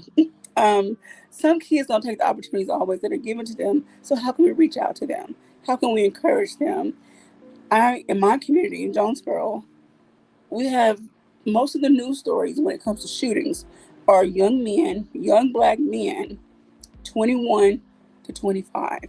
So what can we do to grab that age group? Because they're out of high school, they're not in college, they barely made it through high school. We have an alternative school that is not good for anything. And so what are we doing? We're losing that bunch right there. We have a high pregnancy rate, a high young pregnancy rate, an unwed pregnancy rate. What can we do there? I've searched all over for Arkansas to see if Arkansas has any kind of initiatives or programs. Can't find anything. Anyway, but what can we do in our own cities, our own communities, our own little corner of the world? Um, Encourage high school students to take those college readiness courses. If their goals are to go to college, start taking those college readiness courses in high school if they only have one class in their senior year. So by the time they graduate, maybe they can move into an apprenticeship, an internship. It again gives them maturity space. That's the space to mature before they just fully jump, both legs in to whatever the position is. Um, and someone mentioned, I apologize, the clientele of the corporations will suffer. Maybe corporations can include in their orientation and training those soft skills. Many companies want people to come right in the door with those soft skills and those communication skills. Well, consider it an investment and put someone on your team who can teach, those skills that you would like. When I went through my communications courses, when I tell you it was the best and worst thing that happened to me, I didn't think I was gonna make it, but I'm very grateful for what I've learned. Someone mentioned writing. I keep want to say PR, press releases. That takes a special skill to write, to be a creative writer. Um, and I know Miss Alex can speak all too well on this. Your wording, your intention of your wording has to be on point because somebody come through and nitpicking what you said. So yes, when you're in that industry, in certain industries, your wording has to be on point. So yeah, invest in someone that can be on your team and pay them well. Because anyway, and that's all I have to say on that. Again, thank you, ladies, so very much. Um, I'm going to give everybody 1 minute to go around and say, since today is Saturday, have your fun tonight or go to bed, whatever you're about to do. Um, Starting Sunday, I am going to be intentional about whatever, since it is May 1st anyway. So why not start the new month first, with something intentional, purposeful, and I'm not going to even try to lead you. I'm going to be intentional about whatever. And please, nobody move. So we're going to go in order here. Miss Yara. Oh, okay. Starting May 1st, I am going to be more intentional and actually putting myself first. I'm going to be more intentional on that. I have a lot of plans down the pipeline that I've been too busy taking care of others that I've been pushing my plans a little bit back. So starting this month, I want to put those first on my priority list. I'll go be intentional about that. Thank you. That was a good question. Thank you very much. Thank you for your answer. I love it. I'm not going to talk. Miss Aida. Okay, that's very interesting, deep question. I'm sorry, Starting. pause. Person in the Mr. Not whoever in the background, please give her full minute. Okay, here we go. It's okay if I don't use the full minute, right? All right. Um, Starting tomorrow, May the 1st, I want to be more intentional about concentrating or trying to concentrate more because I tend to get distracted easily. And it's being like I have a lot of activities. I do a lot during the day, but sometimes I found myself like my body's here, my mind is elsewhere. So I need to, concentrate. I need to be fine focus with what I'm doing. Well, thank you so much for that. That is quite hard to stay focused all the time. Again, I'm not going to talk more. Keep going, Miss Dee. All right. So starting May 1st, I'm going to be more intentional about, well, actually, I've been doing this, but just being more self-reflective. Like I've learned, like, really these past few weeks I've been like journaling and stuff and started to like realize some really deep things that like I never really acknowledged as like childhood trauma. Like I just kind of like like as a survival tactic was, it was kind of like, hey, like let's not think about that, let's just put that aside. And then like recently I kind of realized how those things have affected me over the years and how they've hindered me. And then finally to come to that realization of like, yeah, that was traumatic. And I know that, but to really have it sink in was like, it was very profound. So I want to continue, just keep thinking about that, keep working on that self-reflection, because like it has been so helpful so far with a lot of things and very transformative. So yeah. All right, thank you so much. Let me pause the time, stop the timer.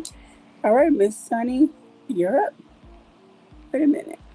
Okay, go please.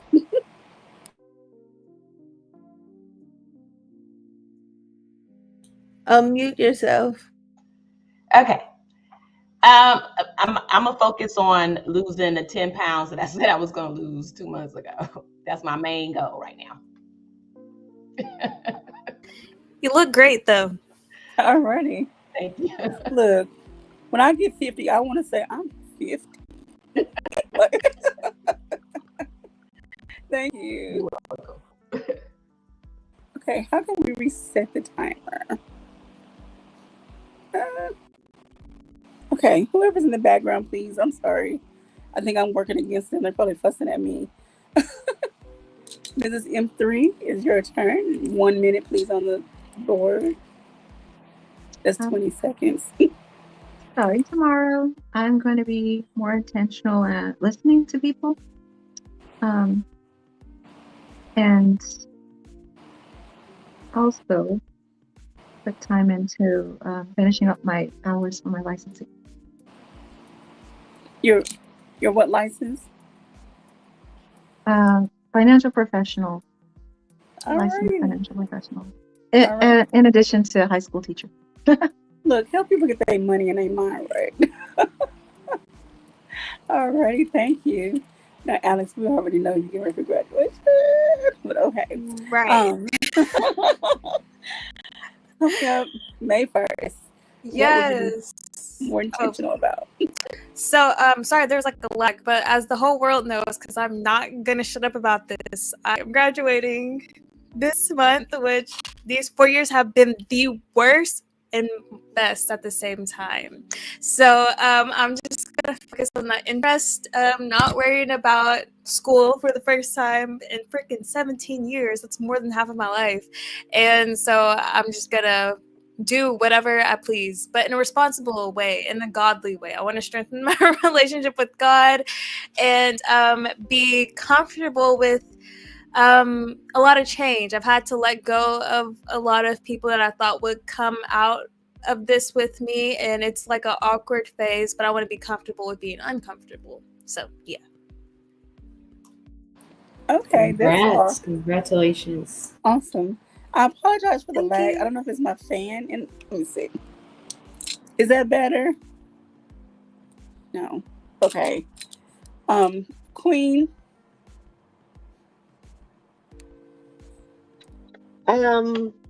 Tomorrow.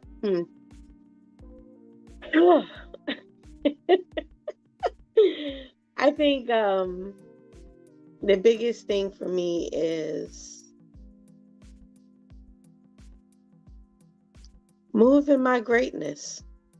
Not be afraid to shine, because I can, I can try to dim my light sometimes because people ain't ready for it, but I'm done.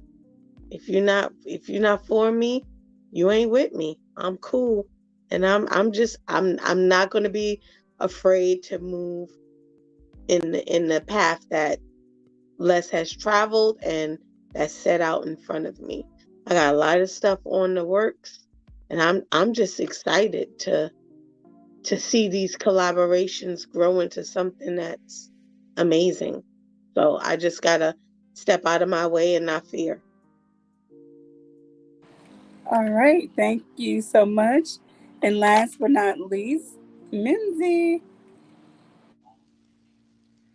I'm just gonna be hanging out, We're just gonna be hanging out, doing our thing every day, just hanging out, reading Skippy, getting closer with the Almighty every day, like Alex said. You know what I'm saying? It's Mimsy. You're a little low. Can you hear me now? Try again. Can you hear me? Louder. Yeah, it's. I don't know, my thing's bugging out, but we're just hanging out, reading the scriptures, and I probably got to work on my sleep schedule because I'm exhausted. But spend less time with technology, more time in the scripture. Bada bing.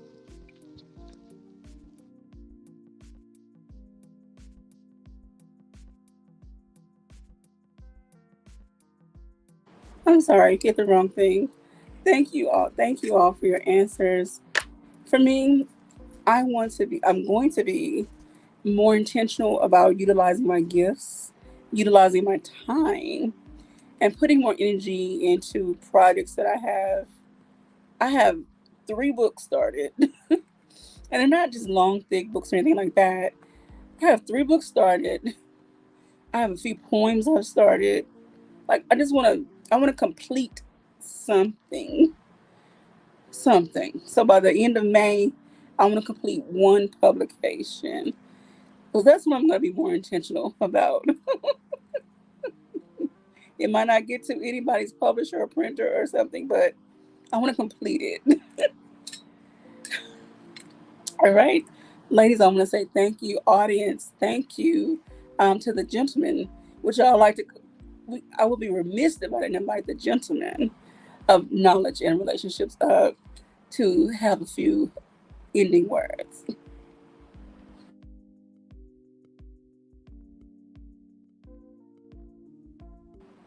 You're Anyone muted, else? Mr. Best. Yes, I know I'm muted. I'm sorry. I had to get my mic. I'm going to go first, and I'm going to bring up non-relationship itself, Mr. M3. He'll be up in 1 second. Listen, ladies, thank you. Thank you so much. I appreciate all of you. And man, thank you for showing that women, you know what I mean, can be represented in a positive light, can be powerful, can be wonderful, can be introspective, you know what I'm saying, and can definitely share who they are. Not what they look like, not what their body looks like, but who they are. You know what I'm saying? And that's what we need more of here on YouTube and social media around. You know what I'm saying? We got a lot of foolishness going on in social media, and it's good to have something positive that represents women. You know what I'm saying? And that was my vision, and I'm glad that you allow, and I'm so grateful that you allow my vision to come to light. With that being said, I'm going to introduce Knowledge Relationship itself. I see him in the background. He got his hat on. I think he got his sunglasses on too. I'm not really sure. Let me see if I can scroll down and look at him real quick. You got the sunglasses on, man? Oh, you got the regular glasses. Oh, let me see. Oh, you got the sunglasses. Okay, I see him. I'm introducing our relationship itself. You know what I'm saying? The best lead in YouTube, Mr. M3. Bum, bum, bum, bum. No, whatever the sound be. We need the sound effects board. I'll be like, brum, brum, brum, brum.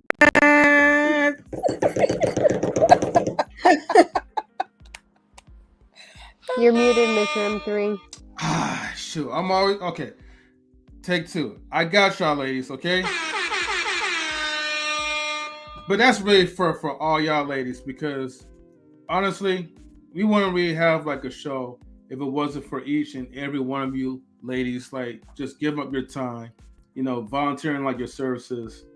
And I just want to say thank you for the bottom of my heart for just contributing and then just making things more fun. So Alex, special shouts to you for like, you know, coming back. Like, you know, it's been a long time. Didi, definitely good to see you as well too. Mimsy Mims, much love to you as always. Mrs. M3, you know what it is. Much love to you. Sunny Yares, thank you for like, you know, coming and, you know, giving your insights. Saida, thank you for like the wonderful wheel of pressure. Queen Forever 2K, you know, thank you for like, you know, being faithful to like the Knowledge Relationships live stream. So I don't know if you're still here or not, but just, you know, let you know. And then QB, thank you always, like, just for being able to, like, you know, step up to the plate and making this like one of the most best restructured ladies' night. So looking forward to it. With that being said, I'm gonna like, you know, let you guys take over. I'll help, you know, close out with the outro, and Saida and QB just stick around after the show. All right, we'll and Mimsy, I'll give you a call after our meeting, okay? All right. Peace and love and light. Thank you, ladies. Good night, everybody. See you next time. Good night. Good night. DJ.